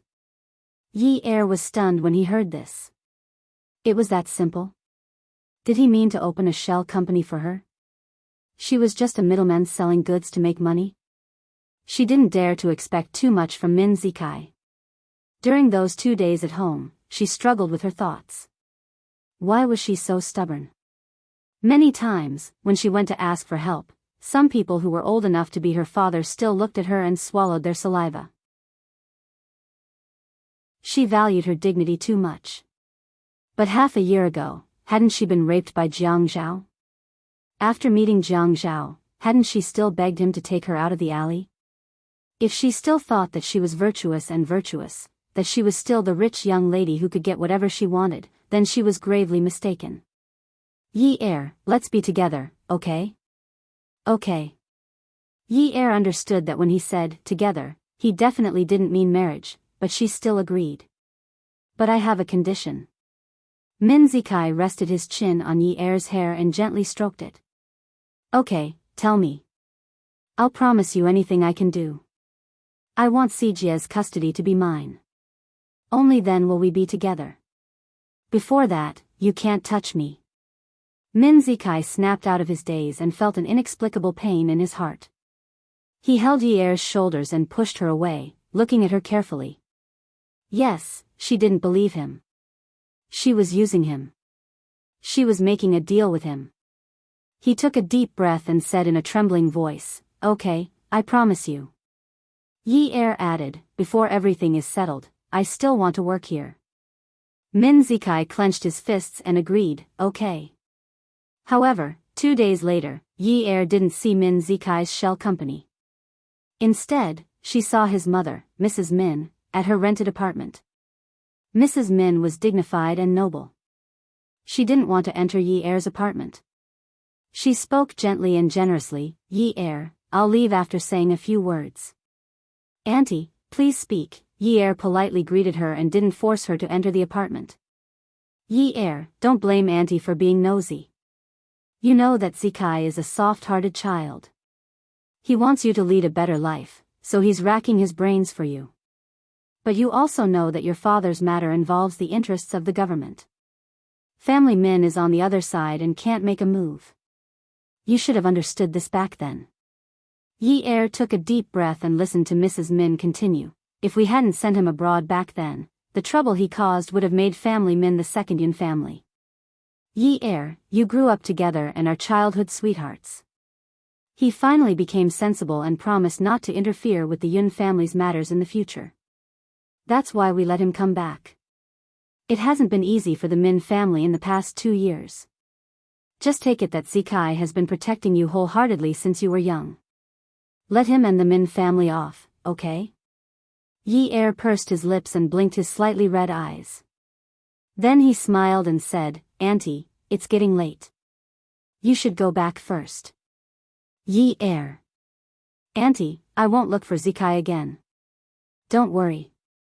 "Thank you, Yi-er." Mrs. Min had just turned around when she turned back. She looked troubled and said, "Yi-er, don't tell Zikai that I was here, okay?" "Okay." Yi Er nodded and watched Mrs. Min leave before closing the door. She turned around and pressed herself against the door. She slowly fell and sat on the ground. She wasn't a qualified bad woman, even though she had sworn to be a bad woman a few days ago. But when she heard Mrs. Min say, "Let him off on the account that Zikai has protected you wholeheartedly since you were young," she couldn't harden her heart. She was too weak. In the past, her father was a mountain that she and her brother relied on. Now that the mountain was gone, she didn't have the ability to let her brother rely on her. Therefore, she needed to find a backer, a strong backer, a backer that others would give her some face when they saw her. She couldn't afford to delay. How good would it be if she had understood it earlier? She had some assets that she could use, but she valued too much. Jiang Zhao had said before that when you took off your clothes and climbed into a man's bed to take erotic photos, weren't you despicable? When you used those despicable methods to frame people, weren't you despicable? She was despicable. She learned how to drug people at a young age and took erotic photos to threaten people. Being raped was retribution. She was despicable. She used Zikai's feelings for her to negotiate a deal with him for custody of her brother. Mrs. Min came to her door to ask her to stay away from him. That was also retribution. She felt that at this moment, she was a typical slut who still wanted to build a monument to her chastity. Monument? She didn't want it. She took out her phone and dialed a string of numbers. The other party waited for a while before picking up. She stood up and slowly spoke to the person on the phone. After she was done, she hung up. Yi Er stood on the old balcony. The paint on the wall had peeled off in some places, and she could see the sand in the cement. Those peeled-off walls reflected the luxurious life of the past, forming a sharp contrast. She didn't expect to be as rich as she was in the past. She just wanted to be together with her family. Backer. She must find a backer. Even if the world scolded her, "You slut." She must also find a backer. At night, the peerless beauty was busy but orderly. Yi Er began to dress herself up delicately. She no longer just went through the motions with the light makeup required by work. She would draw eyeliner, choose a relatively eye-catching lip gloss, and brush her eyelashes with mascara. Every time she gracefully carried a tray to deliver wine, her temperament, which was completely different from the girls who worked in the nightclub, would attract a lot of attention. She knew that after telling Min Zikai that she had severed ties with him and put his phone number on the blacklist, he would definitely come to this place to find her. If she could avoid him, then she would. If she couldn't, then he couldn't blame her. She couldn't possibly quit this high-paying temporary job, right? Although she had expected it, when she saw Min Zikai asking other waiters about her after delivering the wine, her heart still beat unsteadily. Although it was clear, under the dim lights of the nightclub, Min Zikai seemed to feel Yi Er's presence. He turned around and scared Yi Er into running away. The nearest private room was Zhao Jun. She knew that there was no one there today because the princess of this private room hadn't received the notice to start work. Awesome novel, Songshu 566.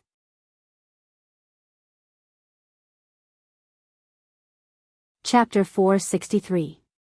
She pushed the door open and closed it gently. With her back against the door, she couldn't hear anything outside. Just when she felt that Min Zikai had left and was about to leave, she saw a function room on her right in the quiet private room. It was used to create a quiet environment for guests to discuss business. The sound of people talking came from inside. Two men. One of them spoke a sentence, while the other spoke after a while. She couldn't hear clearly. In a place like this, the waiters had to be blind and deaf. Otherwise, the consequences would be unimaginable. Realizing that she might be in trouble, she turned around and was about to escape when the tray in her hand fell to the floor in a panic. "Who's there? Who's there?" The two men shouted in unison. Before Yi Er could run, the door to the function room was slammed open. Yi Er's feet were covered in cold sweat.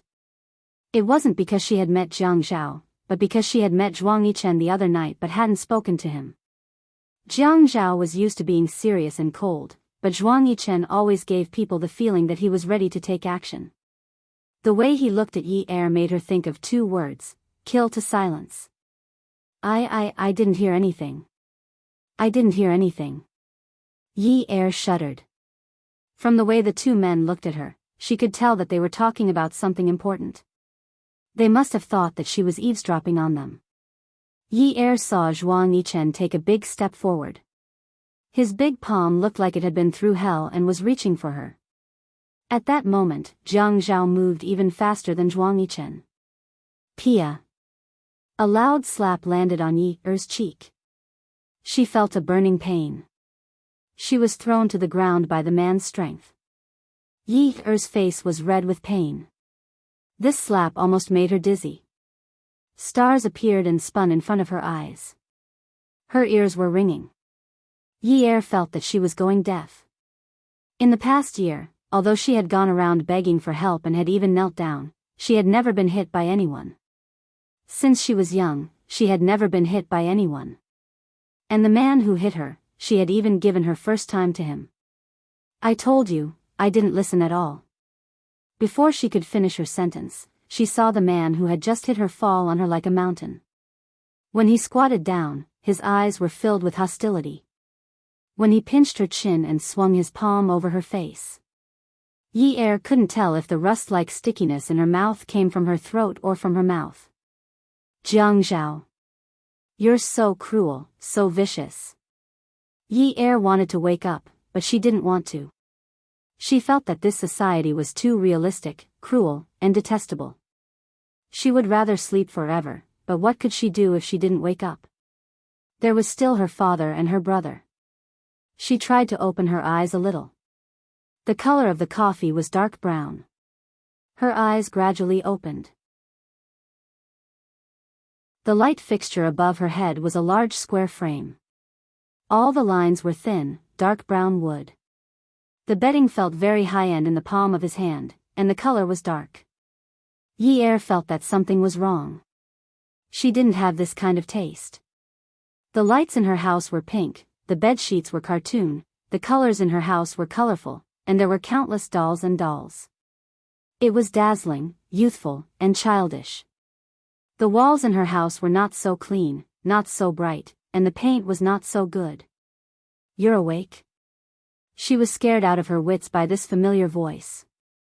She had never seen Jiang Zhao wearing a t-shirt and casual sports pants before, and she didn't want to see it. Was she in his territory?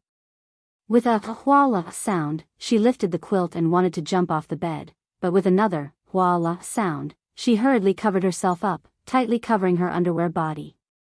You despicable bastard. You actually took off my clothes. Jiang Zhao held a glass of milk in his hand. Yes, because you're too dirty. I was afraid you'd dirty my bed.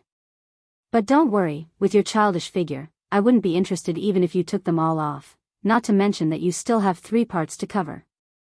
Who's childish? Drink it. You haven't woken up for 2 days.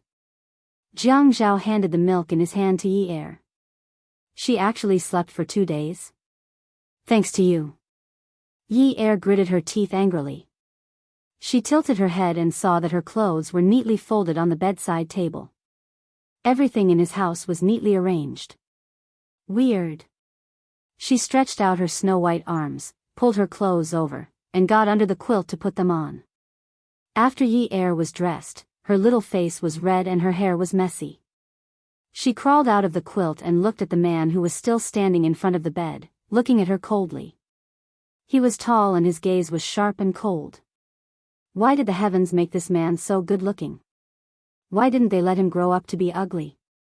What a waste of a heavenly gift. Yi Er looked at Jiang Zhao and sneered. Her eyes were full of sarcasm. You're really kind. Should I thank you for not killing me with a few slaps? She touched her face. The moment she touched it, it was like that night when he gave her a hard slap. One slap wasn't enough. He squatted down and gave her a few more slaps. Until she fainted. Jiang Zhao bent down to put the milk on the bedside table. Seeing that Yi Er didn't drink it, he took a sip and pulled out a tissue to wipe his mouth. You should thank me. You. Yi Er wanted to get up, take the clock from the wall, and smash it on his head. Revenge. Jiang Zhao turned sideways and narrowed his eyes at Yi Er. There was a faint smile on his face. If it weren't for me, perhaps Yun Yi would have disappeared from the face of the earth. Do you think that Zhuang Yichen would have been gentler than me when he hit you? If it weren't for me, do you think you would have the energy to be angry with me? Yi Er was stunned. After being pointed out, she immediately understood. At that time, Zhuang Yichen's gaze clearly wanted to kill her. But wasn't Jiang Zhao afraid that she would overhear something? Why did you help me?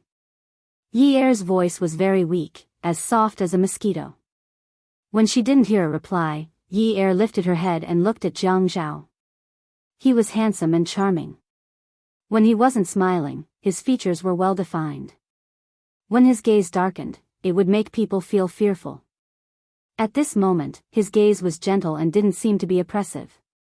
The oppressive feeling was gone, but the words he said were too oppressive. There was also anger, humiliation, and all sorts of negative feelings. Yi Er looked at Jiang Zhao with his long arms crossed. He stood in front of her calmly and looked at her with a slight smile. Yeah. Actually, I helped you by mistake. Yi Er was unsatisfied, but she still didn't believe him. She frowned slightly and said, I don't believe you. Didn't you hit me because you were afraid that Zhuang Yichen would kill me and make me disappear from the face of the earth? Jiang Zhao pursed his lips and shrugged, denying it. Well, I'm a high-ranking government official. I can't just stand by and watch Zhuang Yichen commit a crime. My position doesn't allow me to do so. Actually, I mainly wanted to help him. Who knew that I would end up helping you? I'm not related to you in any way, so why should I help you? Do you really think that I love the people like my children? As he said that, Jiang Zhao actually laughed again. Looking at Yi Er's pale expression, his smile became even more obvious. You threatened me before, and I already hated you. In the end, I met you again under such circumstances. Seeing that someone was about to hit you, I thought that I couldn't let go of such an opportunity. Since you're going to be hit anyway, why don't you let me have some fun? It's not very gentlemanly to hit a woman normally, so I can choose a good person to do it for you. Since I can save your life and vent my anger, why shouldn't I hit you? Jiang Zhao. Yi Er roared and jumped up from the bed. She picked up a pillow and threw it at Jiang Zhao. She felt that if she had a shovel next to her, she would pick it up and dig up his family's ancestral grave. Following that, Yi Er jumped down from the bed and raised her hand to slap Jiang Zhao. To think that she was touched. To think that she still felt that she owed him her life. To think that she still thought that he had some humanity left in him. Thinking about all the things that happened in the past, she was the one who started it. She was the one who started it all. She wanted to officially write it off with him. In the end, this guy was a bastard. He helped her because he had such thoughts. What he meant was that a slap would have been enough. In the end, he directly knocked her out. Jiang Zhao didn't know that Yi Er was so shrewish. He thought that she was amazing because she had a sharp tongue. If he provoked her, she might turn into a wild cat baring her fangs and brandishing her claws. If she were a wild cat, it wouldn't matter.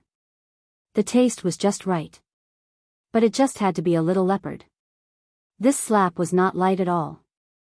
It was aimed at the empty space. There were always a few slaps that could land on solid ground. Yo, Yin University Miss is really a martial artist. No wonder you chased after a criminal with your bare hands. Jiang Zhao was a man after all. He dodged Yi Er with a few slaps. The mocking tone in his voice was obvious. Ad. Xinwu 799.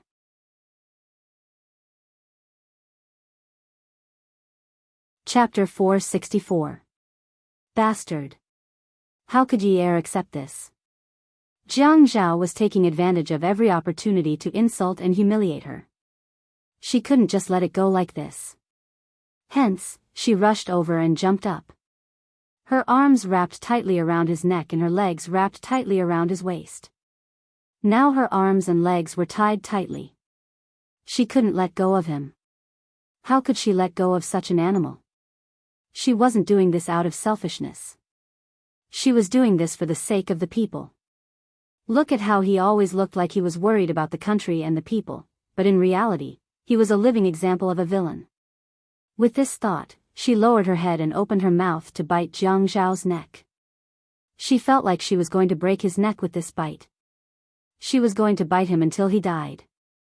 She was going to bite him until he had dementia. She was going to bite him until he died without an intact corpse. When Jiang Zhao saw this, he was really angry. But luckily, his reflexes were extremely fast. He grabbed the chin of the person who was about to bite his neck. With a pull, he brought her back to face him. He narrowed his eyes and smirked. Bite? Are you a dog? I'll bite a dog. Oh, if you want to bite a dog, I'll go downstairs and catch one for you to bite. I'll bite a dog like you to death. You want to bite me? Jiang Zhao's other hand was already holding Yi Er's butt. If you want to bite me, bite here. As he spoke, he pulled Yi Er's chin towards his mouth. Fine, I'll bite. Yi Er didn't care if it was his mouth or his neck. She just wanted to bite him whenever she had the chance. She wanted to bite him until he turned into mush. In the end, she opened her mouth wide.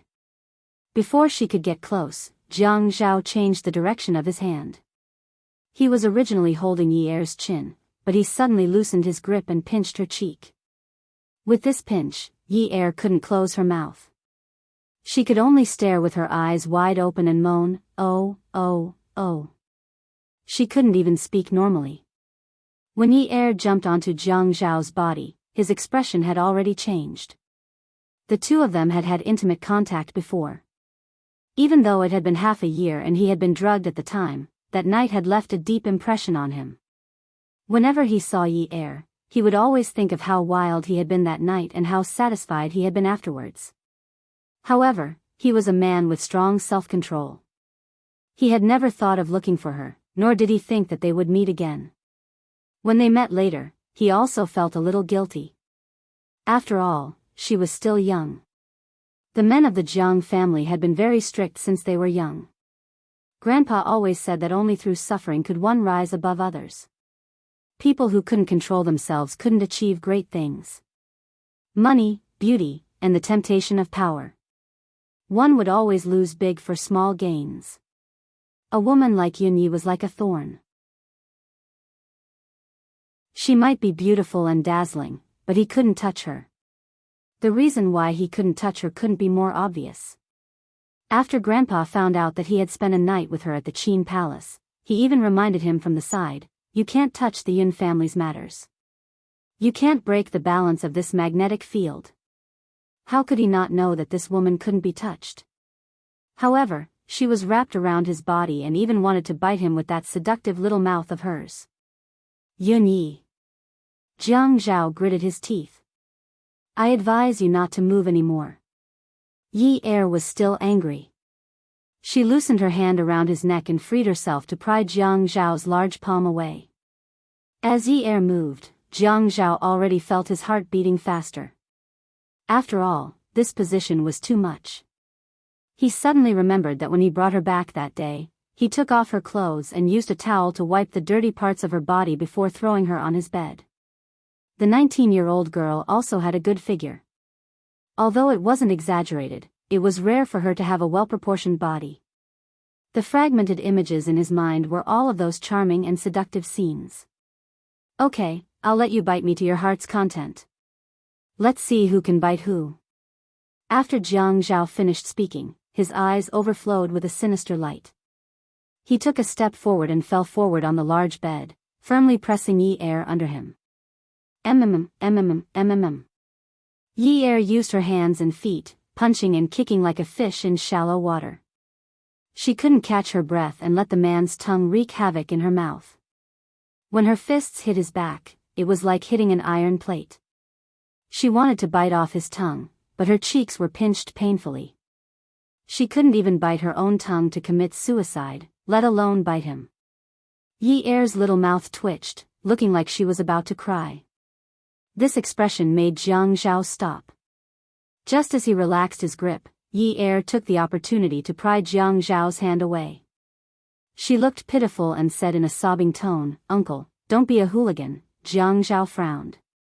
A woman who had slept with him called him uncle. Other than being old, what other hidden meaning could there be? Of course, he was angry. What? Don't tell me you don't think I'm a hooligan. I remember you always called me a pervert. Seeing that Jiang Zhao's mouth was about to come closer again, Yi Er said anxiously, "But uncle, you should be a hooligan with good manners. You're someone who's educated." Jiang Zhao's expression was still nonchalant. "Of course I understand the importance of cultural knowledge and a modern hooligan. Don't you think I'm a hooligan with good manners? Otherwise, why would you sleep on my bed naked for 2 days?" Yi Er thought about the meaning of his words and asked tentatively, "Uncle, you mean to say that you let me sleep on your bed for 2 days so that I'll taste better when I wake up 2 days later?" He snorted. Intuitively speaking, yes. After all, a dead fish isn't interesting, and the mark on your face hasn't disappeared. It's an eyesore. Yi Er was so angry that she was about to tremble. It seemed that the reason why the older generation of revolutionaries were so determined and tenacious was completely because of the continuous increase of the enemy's suppression index. She let out a long breath. "This is the quality of an uncle?" Jiang Zhao raised his handsome eyebrows slightly and said proudly, "This is actually a kind of cultivation." Cultivation? He said he was cultivated? Cultivation my ass. Why couldn't she win against him? Yi Er was still pinned down and couldn't get up. She could only pinch Jiang Zhao's clothes and then clasp her hands together to beg for forgiveness. "Uncle, please don't play with me, okay? I can't continue with this psychological warfare. I've lost to you. I beg you, let me go. I'll follow your lead in the future and won't dare to have any disrespect." Jiang Zhao's expression was unreadable. He shook his head. "Your words can't be trusted." Yi Er was anxious. "Why can't my words be trusted?" Jiang Zhao sneered. "One night, I don't know what happened, but I saved a little B******'*'''''*'''*'*'*'*'*'*'*'*'*'*'*'******************************* That little B********* also said that from then on, I was her benefactor and that she wouldn't retaliate if I hit her or scold her. But you don't know, that little B*** is now riding on my head." Yi Er was wondering why Jiang Zhao didn't just go off with a big bomb and directly transmigrate to the imperial palace to become an official and the head of the eunuchs. He actually called her a little B****. But the expression on her face was still obsequious. "Isn't that because she's young and immature?" Jiang Zhao said innocently, "But she's already an adult." Yi Er said again, "Uncle, you see, your teeth are good. I'm too tender and can't chew on it. A mature woman is good. A mature woman has a good figure, good taste, and chewy. In Uncle's mouth, she'll definitely be delicious." Jiang Zhao looked into Yi Er's eyes. The stars in her eyes were shining brightly. On the surface, there was a layer of pitiful fawning, but underneath, there was a pool of little tricks. This woman was just a little fox. Being pressed down on the bed by him, her long hair was a mess, and her face looked even smaller. Her white and clean face was red from the struggle and nervousness. If he were to pinch it, he was afraid that water would come out of it. Jiang Zhao reached out and pinched Yi Er's face. He patted it and said, "In a situation where you're not mature yet, you can also make do with the tender ones. Sometimes when you're old, your teeth aren't good. Tender things are easy to chew, easy to swallow, and easy to digest. You just want to sleep with me, don't you?" Yi Er suddenly changed into a fierce shrew and asked through gritted teeth. Yi Er's heart was filled with anger. She always felt that no matter what she did in front of him, her imposing manner was always lacking. She apologized and admitted her mistake, but he didn't appreciate it. He even had the nerve to say that he was a well-mannered hooligan. Her words were filled with disdain. It's not like I haven't slept with you before. Who's afraid of who? I'm just afraid that your body is weak and won't be able to withstand the torment of a young man. Yi Er flipped over and straddled Jiang Zhao. Jiang Zhao took the opportunity to put his hand under Yi Er's clothes. Under his hand was silky smooth skin. TSK, you're indeed tender. Yi Er panicked and realized that she couldn't afford to be taken advantage of. She couldn't afford to play the game of not owing anyone anything after sleeping with him. The previous time they slept together, it was because he had saved her twice. An idea flashed through her mind. She continued to straddle Jiang Zhao, but after turning her upper body, she bent her elbow and was about to hit Jiang Zhao's manhood with all her strength. Who told you to use your brother to scare people? Jiang Zhao had already seen through the flickering in her eyes. She was indeed a little hoof. He bent his long legs and exerted force with his waist. Yi Er lost her balance and her head hit Jiang Zhao's knee. In her mind, she sang the song Liang Jingru's Ningxia, the sky was dotted with stars.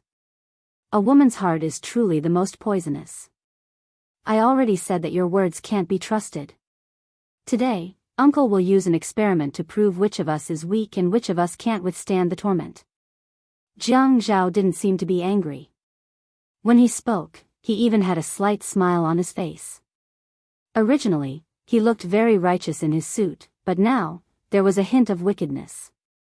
He reached out to take off Yi Er's clothes, who was already seeing stars.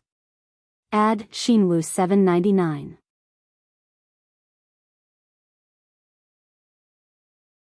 Chapter 465. Impure images flashed through Yi Er's mind. For example, that night when he stripped naked and rode her, his brother saluted her with pride and arrogance. After the pain, she felt a lump in her throat. Why did those inexplicable images suddenly appear in her mind now?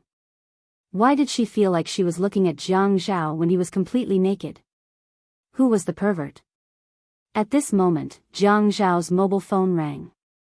Yi Er regained her senses, and she felt relieved. Jiang Zhao heaved a sigh of relief at the same time. This call came at the right time. He does not want to continue playing with this girl. Jiang Zhao looked at Yi Er cautiously. Yi Er felt a lot more nervous after being stared at.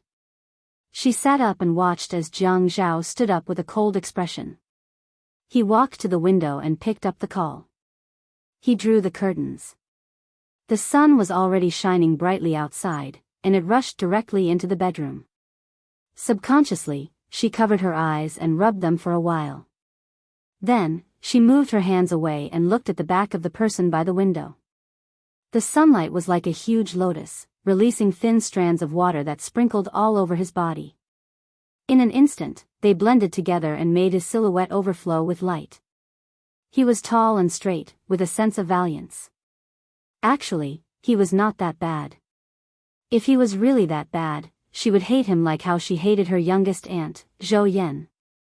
She was just a little afraid of him and was not willing to accept it. He answered the call and did not say much. Yes, no. You don't have to worry about this. I know what I'm doing.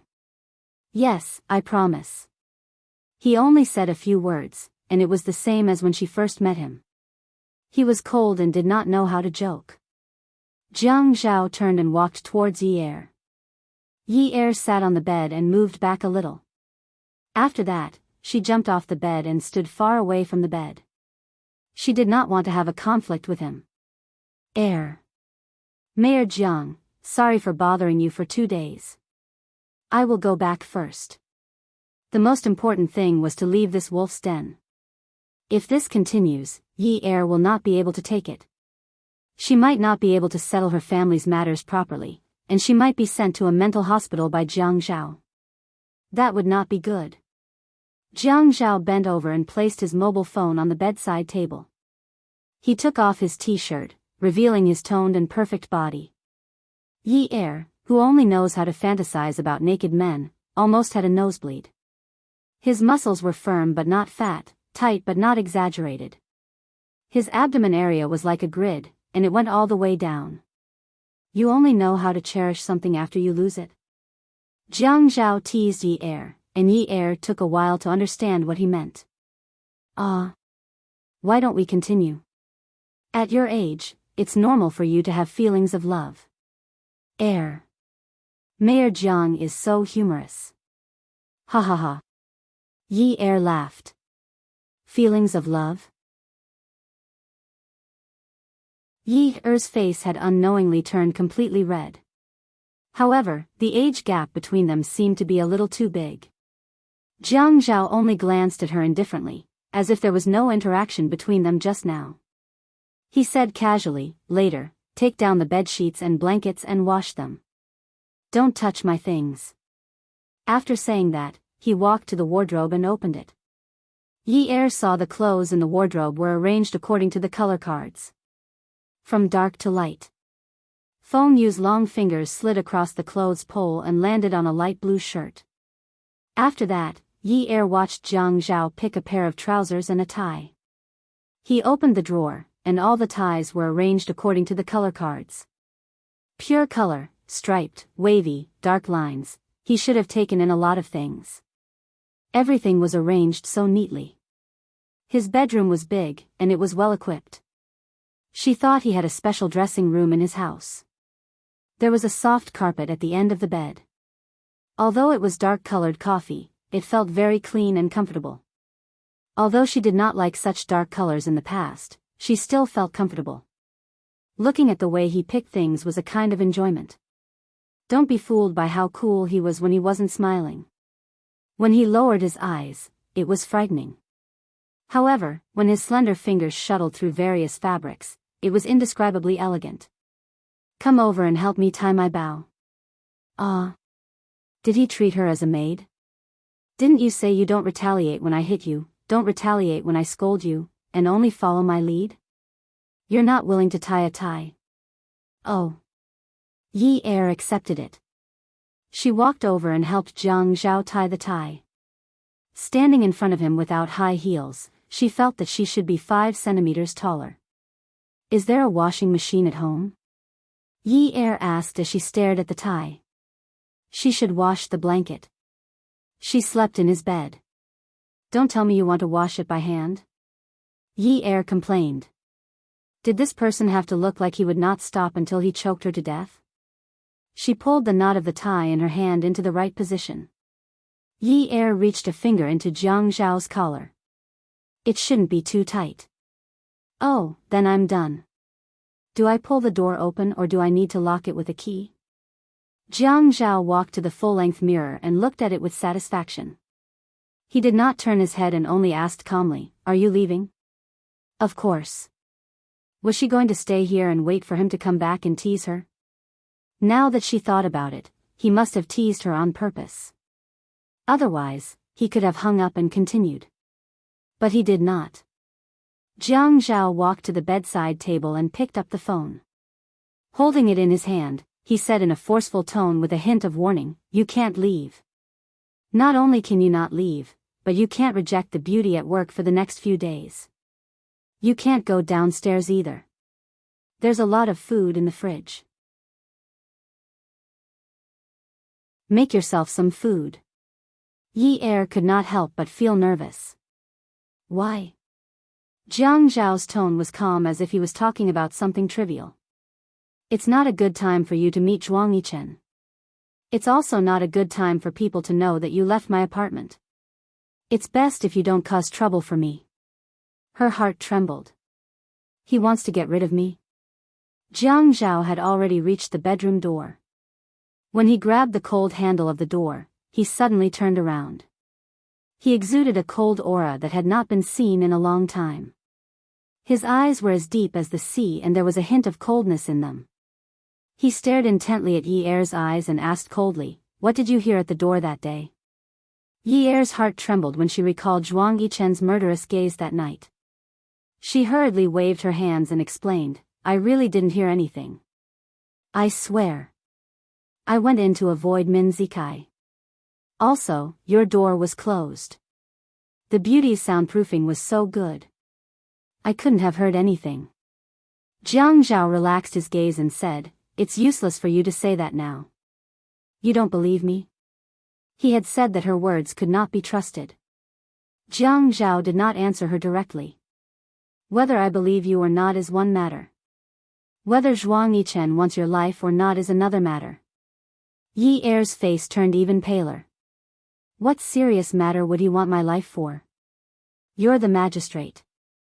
How could you allow him to do this under your nose?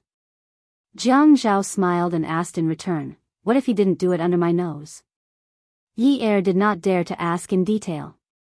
Her father had taught her since she was young that sometimes, the less she knew, the better. Sometimes, she had to pretend not to know even if she knew. Now that it was a matter of life and death, she was already feeling uneasy and did not dare to say more. For some reason, Yi Er was very touched by Jiang Zhao's treatment of her. She lowered her head slightly and asked softly, Jiang Zhao, you said that you're not related to me in any way. Why are you helping me like this? I've threatened you before and almost harmed you. He let her stay here. Wasn't he afraid that she would harm him?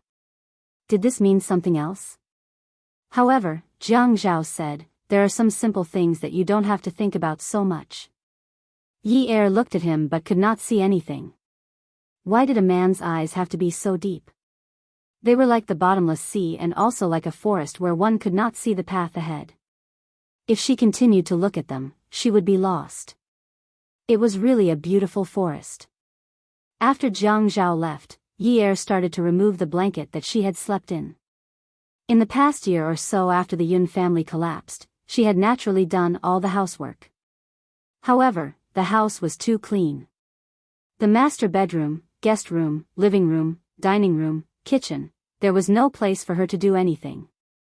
After washing the blanket and drying it, she could not find anything else to do.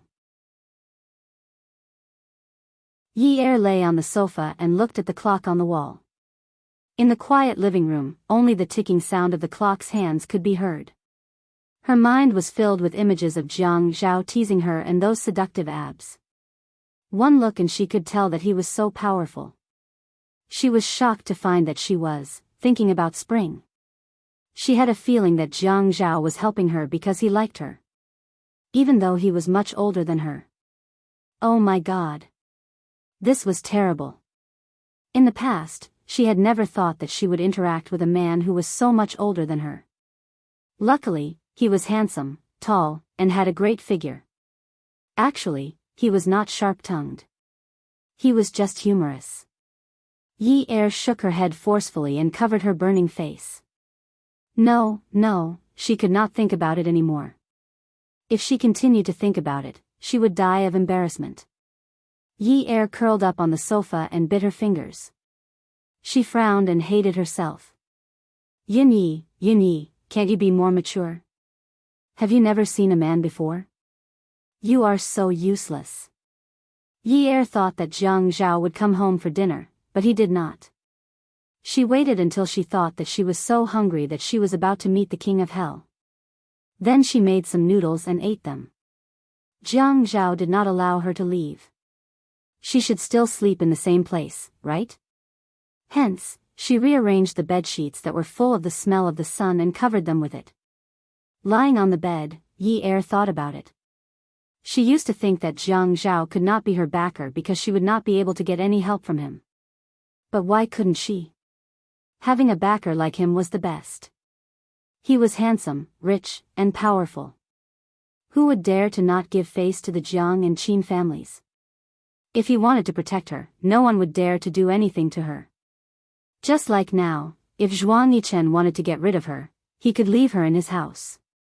She was not sure about Zhuang Yichen's strength, but if he dared to kill someone in front of Jiang Zhao, he must be very capable. But wasn't the second young master of the Zhuang family not favored? Could it be that the rumors were wrong? Jiang Zhao and Zhuang Yichen seemed to have a special relationship. Were they plotting something that night? Were they afraid that she would overhear something that made Zhuang Yichen want to kill her? Could it be that there was a secret between him and Jiang Zhao? Awesome novel, Hongcha 866.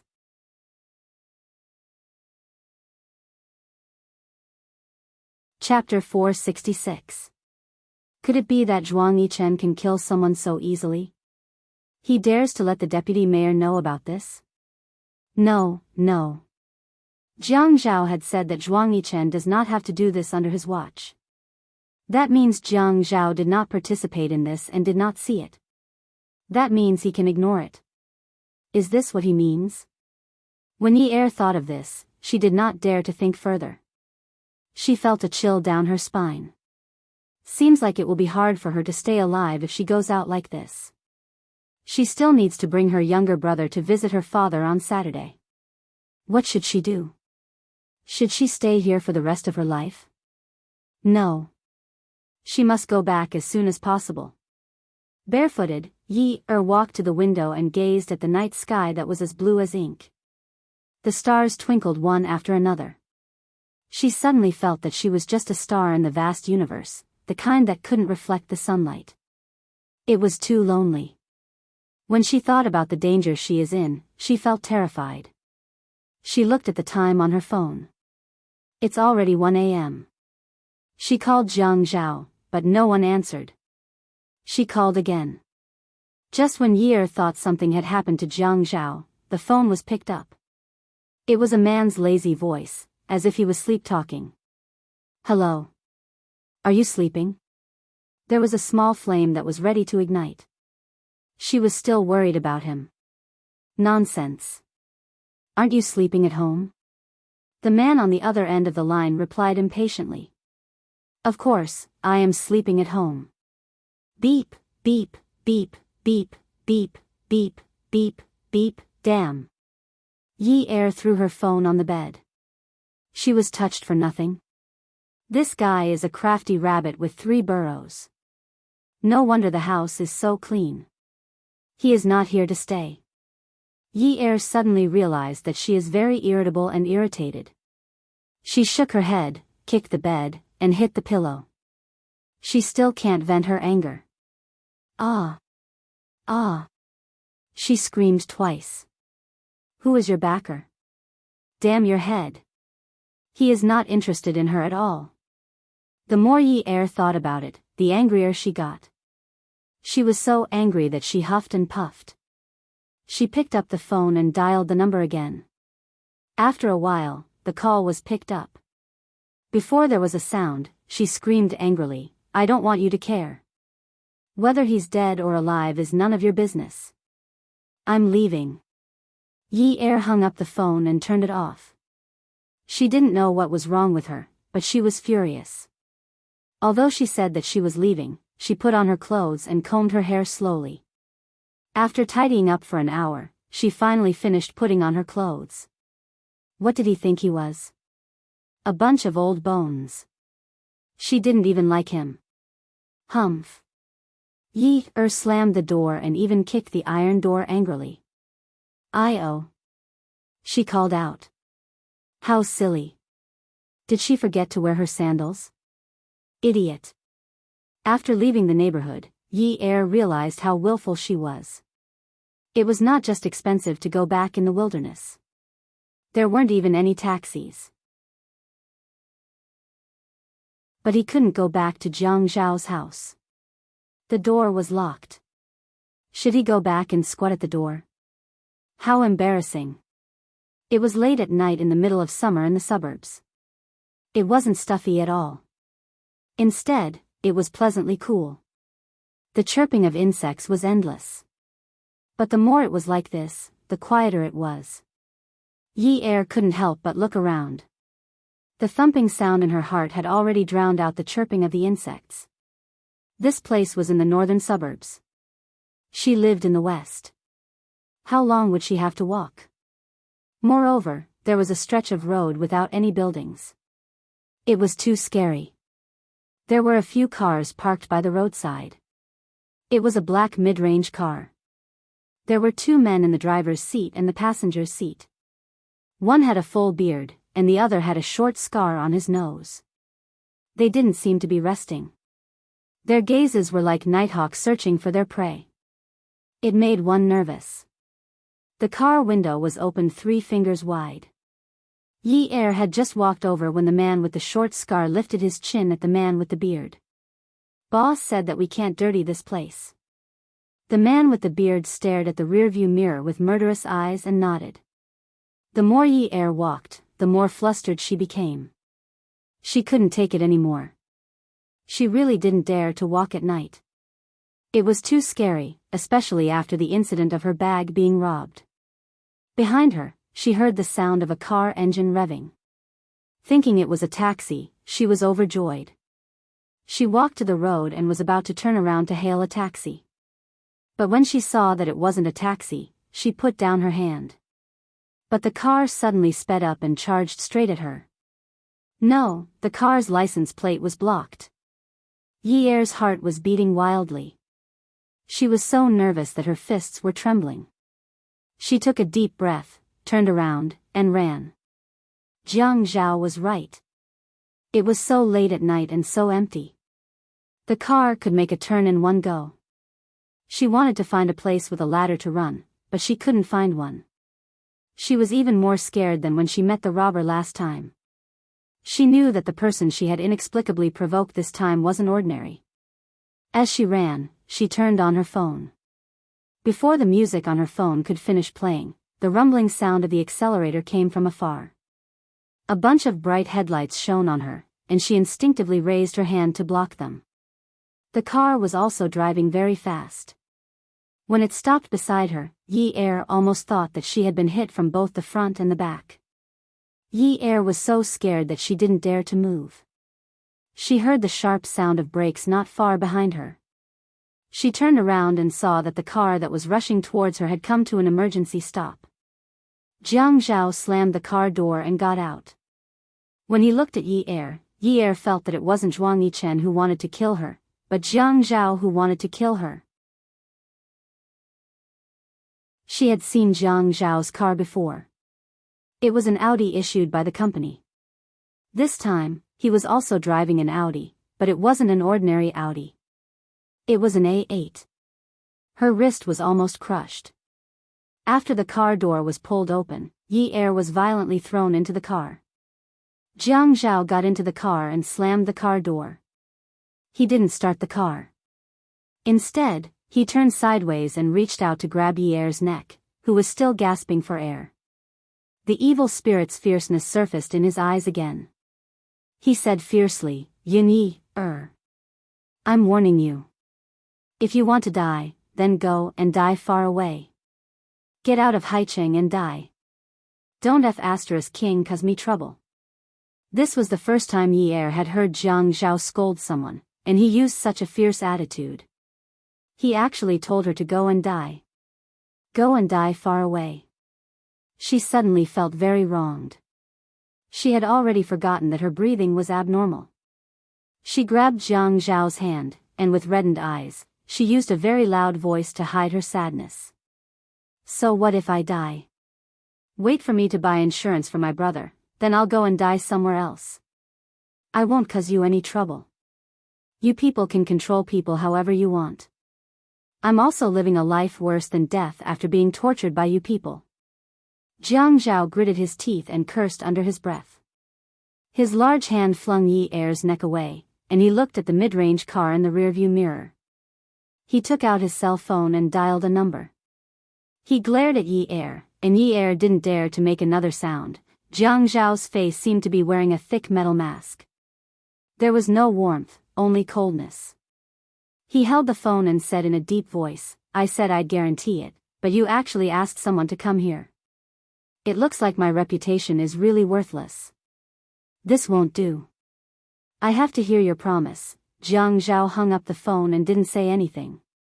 He kept staring at the rearview mirror until he saw the car turn around and leave. Only then did he start the car. The car stopped in front of the old residential area. The man didn't look at the person beside him and said coldly, You can go to work tomorrow as usual. Without instructions to clean and serve the private room, employees are forbidden from entering, right? Yi Er nodded hesitantly. Get out of the car. Before she could say thank you, Yi Er was already chased out by Jiang Zhao. It looked like he hated her very much. Yi Er tossed and turned all night and didn't sleep well. Early the next morning, she received a court summons. Looking at the contents of the summons, it turned out that Zhou Yan was also afraid of changes. Otherwise, why would she act so quickly? Yi Er put on her clothes and went straight to elfin photography. She had to talk to someone. Elfin photography, on the 2 floors, was not small. A set of photos ranged from a few hundred to a few thousand yuan. The profit margin was also very high. She asked her assistant and photographer along the way and finally found Jingling in her office. Jingling still liked to dress loosely.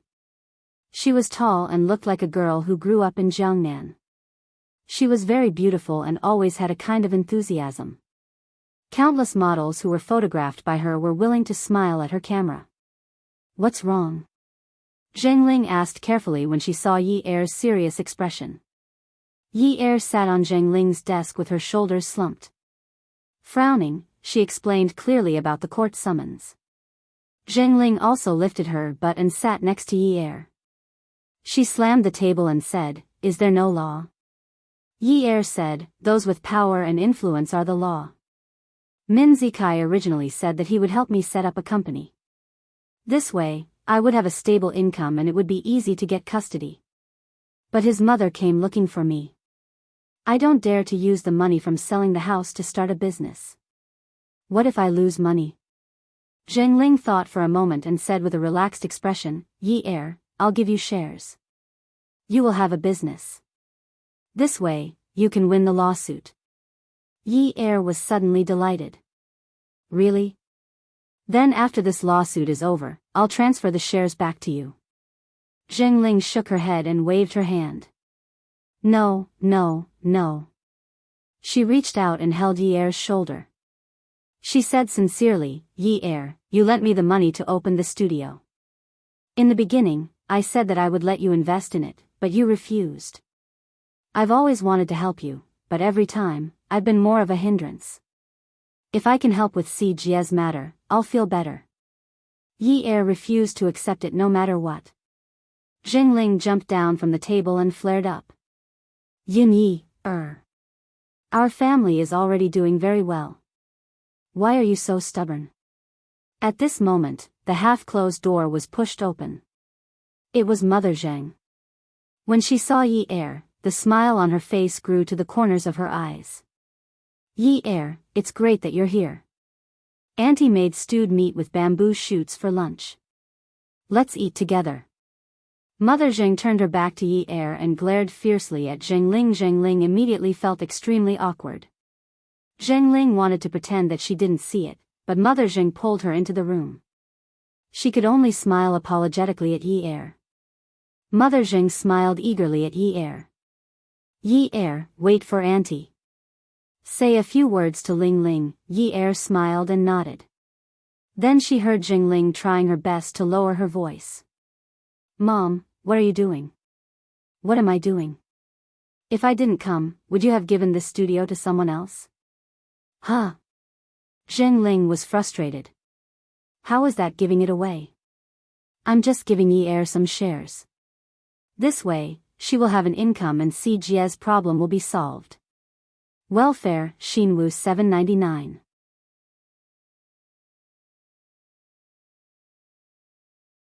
Chapter 467. Mother Zheng spat. "Give her some shares?" "Huh? You make it sound so easy. Don't think that I don't understand just because I'm uneducated. Do you think shares are something that can be given out so casually? If I give it to you, you'll have to give her dividends every year. I'm your biological mother. Why don't you treat me better?" "Huh?" Zhengling said confidently, "Yi Er needs money now. Sharing the money can help her. There's nothing wrong with that. Do you think you can help the Yun family just because you want to? Have you forgotten how the Bureau of Industry, Commerce, Taxation, Fire, and Labor came looking for you half a year ago? I told you that it must be Yun Ye's bad luck, but you still fought for it. When the time comes, you won't even have porridge to drink. Let's see what you can use to show off." "Mom, have you forgotten how I started? I haven't even finished my first year of high school and you can't afford it. Even when I found an 800 yuan job, people complained that I didn't have a diploma. If Yi Er hadn't lent me money back then, we would still be living on welfare. How would we have the money to buy a house and a car? Mom, you can't forget your roots. You can't be ungrateful. Zheng Ling's heartfelt words didn't move Mother Zheng. Instead, her words became sharp. She deliberately looked outside and said in a strong voice, "Forget your roots? What roots? Didn't you already return the money to her? It's not like you cheated her of her money. What's more, was money enough to start a photography studio? Your mother woke up early and worked late every day to save money for you. Who cleaned the place in the beginning? Who cooked for your employees? Was it all thanks to her alone?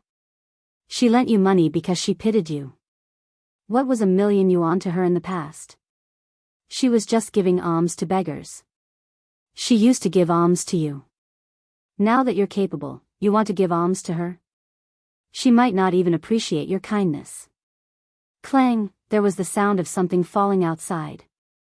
"Mom, stop it." Zheng Ling's expression changed drastically. She quickly walked out of the room and realized that there was no one outside. She turned to her mother and shouted rudely, "You've gone too far. Why is it that her kind help is so unbearable in your mouth? You think you're doing well now, but it's all because of your own ability. Let me tell you, even if you're poor and rich, you won't last forever. Yi Er can't be like this for the rest of his life. There will be a day when you need help, just like in the past. You traitor." Mother Zheng was so angry that her face turned pale. She raised her hand and was about to slap Xingling. Yi Er ran out of sprite photography with shaky steps. She felt an indescribable pain in her heart. It was as if she was surrounded by people on a scorching summer day.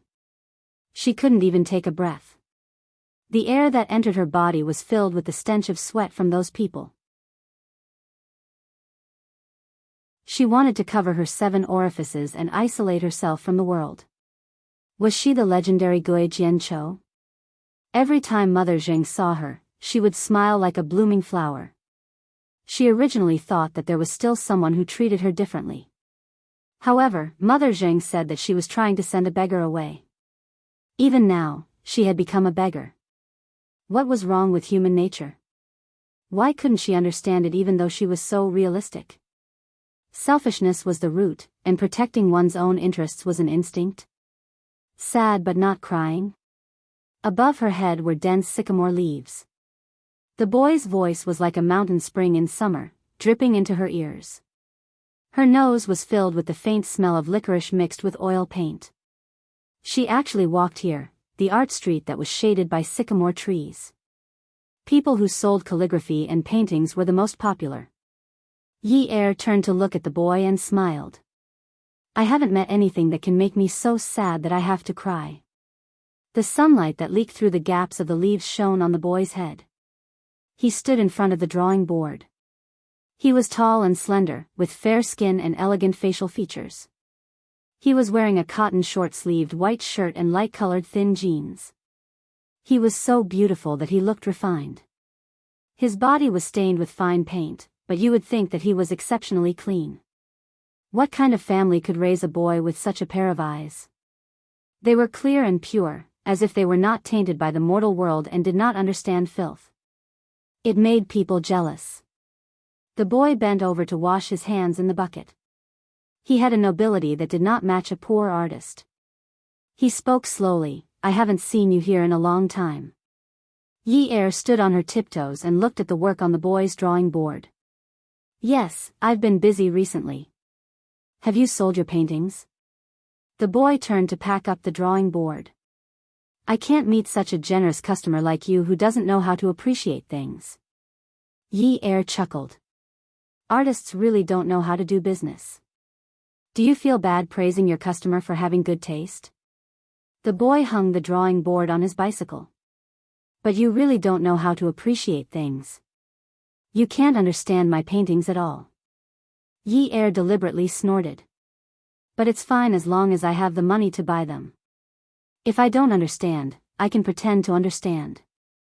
I can make others think that I understand. That's fine. It's really a headache for an artist like me to meet a customer who stinks of money like you." Yi Er saw that the boy was packing up the stall. She helped him pour the water out of the bucket and put it into a tool bag. She hung it on the bicycle. Don't worry about it. I don't have the spare money to give you a headache recently. It's fine that you didn't sell your paintings. I wanted to extort a cup of tea from you. Looks like it's over. The boy pedaled the bicycle and held the front of the bicycle. Let's go. I met a nouveau riche who doesn't know how to appreciate things like you yesterday. It's enough to drink tea for a month. Yi Er wrinkled her nose. Then you still have to pay the rent. When you have the money, I'll sell you another one. Then I'll have the money to pay. Yi Er liked to look into the boy's eyes. They were clear and cold. It was so nice. They were talking about such unscrupulous things, but he could talk about it with the grace of an immortal. Yi Er sat behind the boy's bicycle. The wind blew her long hair up, just like her current mood.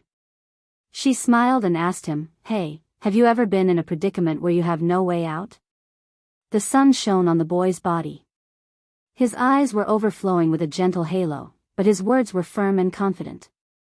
No, because there's always a way out. Even if there's no way out, you can still find a way out. No matter if it's you or someone else, where there's a foot, there's a way out. Yi Er's heart couldn't help but tremble. She quietly closed her eyes. The boy's words were soft but strong. Yi Er returned home from the art street after drinking the worry-relieving tea. She was in a much better mood. She put on powder, put on makeup, chose a small spaghetti strap, and matched it with a half-length dress. This way, she wouldn't look so wild. She let her long hair down and pinched a strand from her ears and temples. She pulled her hair back and tied it into a small bun. Her reflection in the mirror made her look ladylike. She didn't know if this dressing was appropriate. There was always a way out. How could there be no way out? What did it matter if it was her own foot or someone else's foot? As long as that path led to the top of the mountain, what did it matter if it was her own foot or someone else's? Yi Er had just changed her clothes when someone knocked on the door. The person who called was Jingling. Jingling's eyes were red and swollen, and there were finger marks on his face. Yi Er took a deep breath and pulled Jingling to sit on the simple sofa. She reached out to touch his face and frowned. What's wrong? Jingling was a little embarrassed and smiled stiffly. I ran too fast on the way to find you and got hit by a tree branch. Seriously, I don't have eyes when I walk. Yi Er's nose twitched. Did Mother Jing hit you? Jingling knew he couldn't hide it and was very angry. I can't be bothered with her. She's a crazy woman. Anyway, she hit me a lot and always said I was a waste of money. Fortunately, I've been able to earn money these few years, so she treated me better. As she spoke, she took out an agreement from her bag and handed it to Yi Er. This is the share transfer agreement. I downloaded the simplest one online. We're not a big company, so there's no need to be so complicated. Just sign it and we'll go to the Industry and Commerce Bureau to change it tomorrow. Yi Er pushed the agreement into Zheng Ling's hands. Ling Ling, there's no need. Zheng Ling was afraid that Yi Er would take things too hard, so he hurriedly signed the agreement and handed it over. Yi Er, will you be angry with me because of what my mother said? I really don't have such thoughts. Yi Er pinched Zheng Ling's face affectionately. How can I be angry with you? I'll cherish the friends who are still by my side for the rest of my life. Your mother is your mother, and you are you. It's just that I already have a good idea. Zheng Ling was skeptical. What idea? Ling Ling, I want to find a backer. Shao Jia is likable and Zhou Yan is determined to get custody of him. Your shares can only help me for a while. She will have other ways to mess with people. But if I have a backer that even Zhou Yan is afraid of, then Shao Jia and I will be able to live peacefully. Zheng Ling's eyes widened. You're saying you want to find a sugar daddy? Yi Er smiled nonchalantly. Sugar daddy? To me, sugar daddy is useless. Then what is it? Yi Er thought about it and hesitated. It might not work now, but regardless of whether it works or not, I have to give it a try. I'm not telling you now for your own good. Don't ask me too much. After the incident with the photo, she didn't dare to drag Zhengling into this. Who knew what the outcome would be? Usually, there wouldn't be any guests at Peerless Beauty's party at 5:30 p.m. However, in Zhao Juan's private room, the dice were colliding violently in the dice cup. Zhuang Yichen looked up and the dice cup clanged on the table. He picked up a few dice and threw them at the two men standing opposite him. These two men were the ones who had hit Yi Er with their car, Scarface and Beard. Good for nothing. With a roar, he pursed his thin lips and snorted, "I told you not to dirty that place. How dare you act on your own initiative and hit someone with your car? Who gave you the guts?" Zhuang Yichen's short hair seemed to have stood up. He stood up and his black shirt made him look even more intimidating. The man whose forehead was bleeding from the hit didn't dare to make a sound. The two of them originally looked fierce, but at this moment, they looked humble and timid. Zhuang Yichen was annoyed that he tried to contact Jiang Zhao, but the other party didn't pick up his call. They had a tacit understanding, so he told his men not to do anything in Jiang Zhao's area. In the end, these two men couldn't keep their cool. He didn't expect that Yi Er would provoke Jiang Zhao. Scarface saw the tense atmosphere and mustered up his courage. "Boss, where is the person we offended? Let's go and apologize." Zhuang Yichen glared at Scarface. "Apologize? Are you worthy? If you dare to act on your own again, I'll cripple you. Get out." The two of them quickly ran out of the private room. Zhuang Yichen didn't expect that he and Jiang Zhao would be at odds over Yi Er. This girl was quite capable. Come and see. Hongcha 866.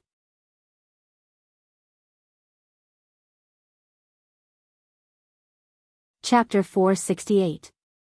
As time passed, the night went from bright to dark. It was past midnight. When Jiang Zhao returned home, there was something curled up in front of his door. It was a small thing. Her hair was disheveled, and she was hugging her knees as she slept against the door frame. Next to her was a thermos.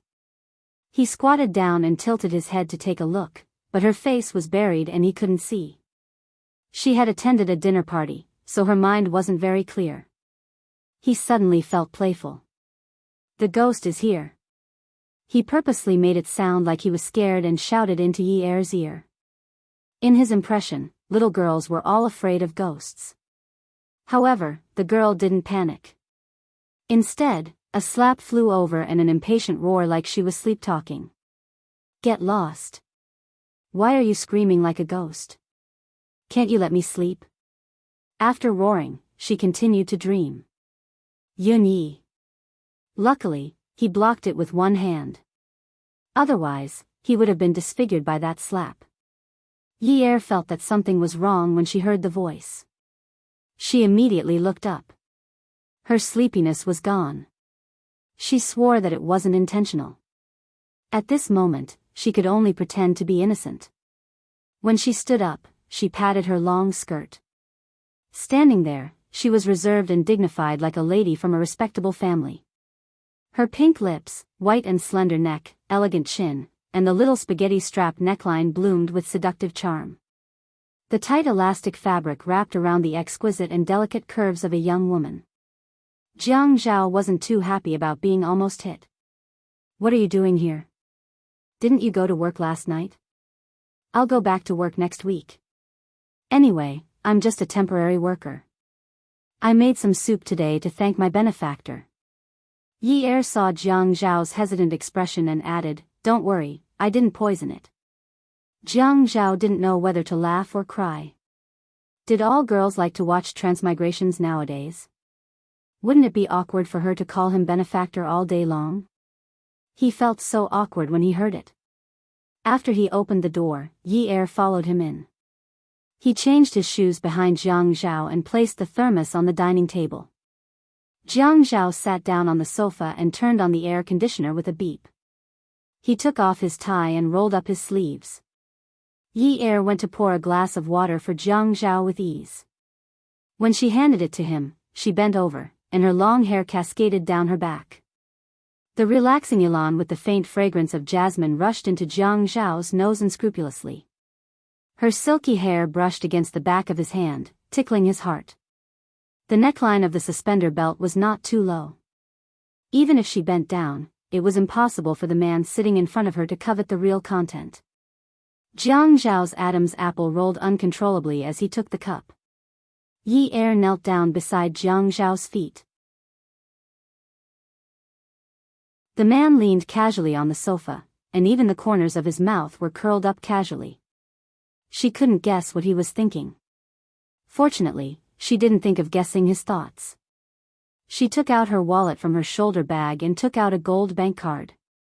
She held his hand. He paused, but she didn't let go. She put her hand that was holding the gold card in his large hand, and then held his hand tightly with her other hand. Their hands overlapped, and it was impossible to tell who was wrapped around who. She was humble and begged in a low voice, "Help me with my brother's matter. I beg you." Jiang Zhao's hand was held by Yi Er just like that. He never knew that she had such a submissive side. He lifted her chin with his empty hand and made her look at him. He looked at her condescendingly. The way she was dressed today really made her look as gentle as water. He stroked her chin with his thumb and said with a faint smile, "Are you trying to bribe me?" "No. No." Yi Er stammered. She raised her head and looked at the man's handsome face. Her watery eyes were still full of grievance. She said in a low voice, "Zhou Yan wants to fight with me for Xiao Jie's custody. The money in this card is from me selling the house. I've pawned everything. Without a father, I can't live without a brother." The man didn't answer whether he would help or not. Instead, he asked in a low voice, "No?" He pulled the kneeling woman up with his strong arm and let her sit on his lap. His hand reached into her sling. This woman's pretense of being weak was really pitiful. In Jiang Zhao's eyes, Yi Er's meekness was all an act. He had known her for so long and was already used to it. How many people in this society didn't act? He dealt with many people every day, and he also acted a lot. If she wanted to act with him, he would act with her. God knew how much he liked to see her embarrassed every time she couldn't continue acting. It was really a big spice in life, and it was full of color, fragrance, and taste. He only wanted to tease her, but he found that the softness under his hand made him want to destroy her. Move. It was really a change. Perverted thoughts. What kind of scene would it be if he crushed such a beautiful thing in his hand? Yin Yi, you can't blame me this time. You sent yourself to me. Fake and real, it's all an act. I'll act with you. You have to be able to act. You came dressed like this because you want sex. Bribe? His voice was getting slower and slower. Even if he was teasing her, it was starting to become hoarse. How are you going to settle yesterday's debt? Yi Er blinked her misty eyes. It seemed like there were some watery tears locked in her eyes. She looked pitifully at the man who had a green light in his eyes. She said timidly, "In the future. I won't dare to do it again." The woman lowered her head and buried it in the man's arms. However, the corners of her mouth slowly curled up. It seemed to be too fast, but it was Yi Er's premeditated kiss. The heat was happening step by step as she expected. Elan and jasmine essential oil were urging. It was the effect of love. However, Jiang Zhao's self-control was amazing. He drank some wine today. Was she lucky? When the two of them fell back onto the soft cloud silk quilt on the bed that she had slept on before, they felt a different state of mind. Lust rolled and calculation surged. Yi Er knew that she could no longer turn back. She didn't need to turn back. That memorial arch was long gone. One was willing to give, the other was willing to accept. One was making use of, the other was well aware but still moved forward bravely. Neither of them cared about each other's thoughts. No one was more despicable, no one was more despicable. Between them, it was just a transaction that was neither losing nor owing. Even if they didn't say it out loud, they could still act according to the script. This was a kind of tacit understanding. Jiang Zhao was annoyed by Yi Er's naivety. Yin Yi, is this the quality of a person who costs 300,000 yuan a night? You don't even know how to take the initiative? Yi Er was not annoyed. She hooked her arms around Feng Yu's neck and said coquettishly, "Mayor, you have sharp foresight. You said that I am priceless. It's because I have not found a buyer. That's why it's hard to do business." Jiang Zhao heard what she said and smiled. His impatience and irritation subsided a little. When their bare skin touched each other, it was the sharp collision of different textures. It was like gunpowder scraping against flint. In the next second, there would be a puff sound, and sparks would fly in all directions. Jiang Zhao's patience and gentleness had surprised Yi Er. The last time she bit her lips, he did not pity her at all. She could only feel his anger, cruelty, and ruthlessness. So, this time, his gentle kisses and caresses made her feel flattered. She never knew that this man could be so gentle and serious. Jiang Zhao woke up very early and did not open the curtains. Yi Er pulled the blanket over her chest and sat up. She looked at Jiang Zhao, who was wearing his tie in front of the mirror. She said softly, "Mayor Jiang, my brother's matter." At first, Jiang Zhao was still in a daze, but when he heard Yi Er's words, he glanced sideways at her and frowned slightly. He snorted unhappily and left without saying anything else. Yi Er pursed her lips. This man was really... He wasn't like this yesterday. What did she do to provoke him? He seemed to like her to be a little more humble. Since yesterday, she had always been meek and submissive. Which of her words wasn't gentle? Which gaze was not delicate? Who was the one who hugged her so hard last night and didn't know how to be satisfied? She still thought that he had a gentle side to him. So, he had thrown away his gentle side the moment he got out of bed. Stinky man. Why was he so arrogant? City Government Office Building. Jiang Zhao returned to his office and took off his suit jacket. He passed it to his secretary, Lu Qing, and walked towards his desk. Although the color of the office was dark, the lines were clean and simple. It made the office look young and energetic. This was Jiang Zhao's style. As soon as he sat down, he looked at the pile of files in front of him without raising his head. He pulled open the drawer under his elbow and took out a black fountain pen. He removed the pen cap and held it in his hand, which made his fingers look even more slender and long. "Help me make an appointment with Director Lin from the court tonight," Jiang Zhao said calmly. Lu Qing hung up Jiang Zhao's suit jacket and returned to his office. "Okay. I will do it now." Lu Qing had just left Jiang Zhao's office when he bumped into the youngest daughter of the Provincial Party Committee's secretary, Tsing Tingting. Tsing Tingting had shoulder-length black hair. She had a graceful figure and a beautiful face. She was dressed in a purple dress. She looked beautiful and virtuous. Wherever she went, people would praise her. Secretary Tsing's youngest daughter was a real lady from a prestigious family. But every time Lu Qing saw her, he could not admire her. This woman was not easy to deal with. Boss did not want to offend people, but he had to serve them. "Miss Tsing, you're here," Lu Qing greeted Tsing Tingting with the right amount of warmth. Tsing Tingting was calm. "Hello, Secretary Lu. Where is your boss?" There was an unspoken title for superiors in the government. If there was a bigger stage behind, then that stage would be the big boss. "Boss is busy." "Then please tell him that I want to ask him out for dinner tonight." Tsing Tingting did not know how many times she had been rejected by Jiang Zhao. She could not figure out his character, but she did not want to lose face. Lu Qing smiled. "Miss Tsing, it's not like you don't know. When boss is busy, no one can disturb him. Miss Tsing, if you want me to lose my job, you have to find me a place to eat porridge first." Tsing Tingting laughed. "Then you can be my father's secretary," Lu Qing helplessly said. Miss Tseng gave me a bowl of porridge. It's too hot. I can't eat it.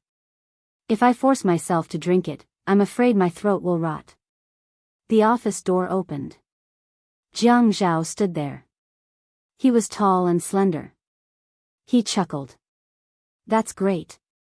If Lu Qing can directly become the secretary of the provincial party committee, it will be an honor for our municipal government. I have to call Secretary Tseng and ask him if he asked Miss Tseng to bring the letter. Tseng Tingting didn't mind that Jiang Zhao was deliberately keeping a distance from her. She gently combed her hair beside her ear with her fingers, walked to Jiang Zhao's side, and said in a flirtatious voice, "You're so boring. It's just a meal with me. Are you afraid that I'll eat you?" Awesome novel, Songshu 566. You're tuning into the Dreamy Love Stories YouTube channel. Don't forget to subscribe and join us on this journey to catch the most captivating stories.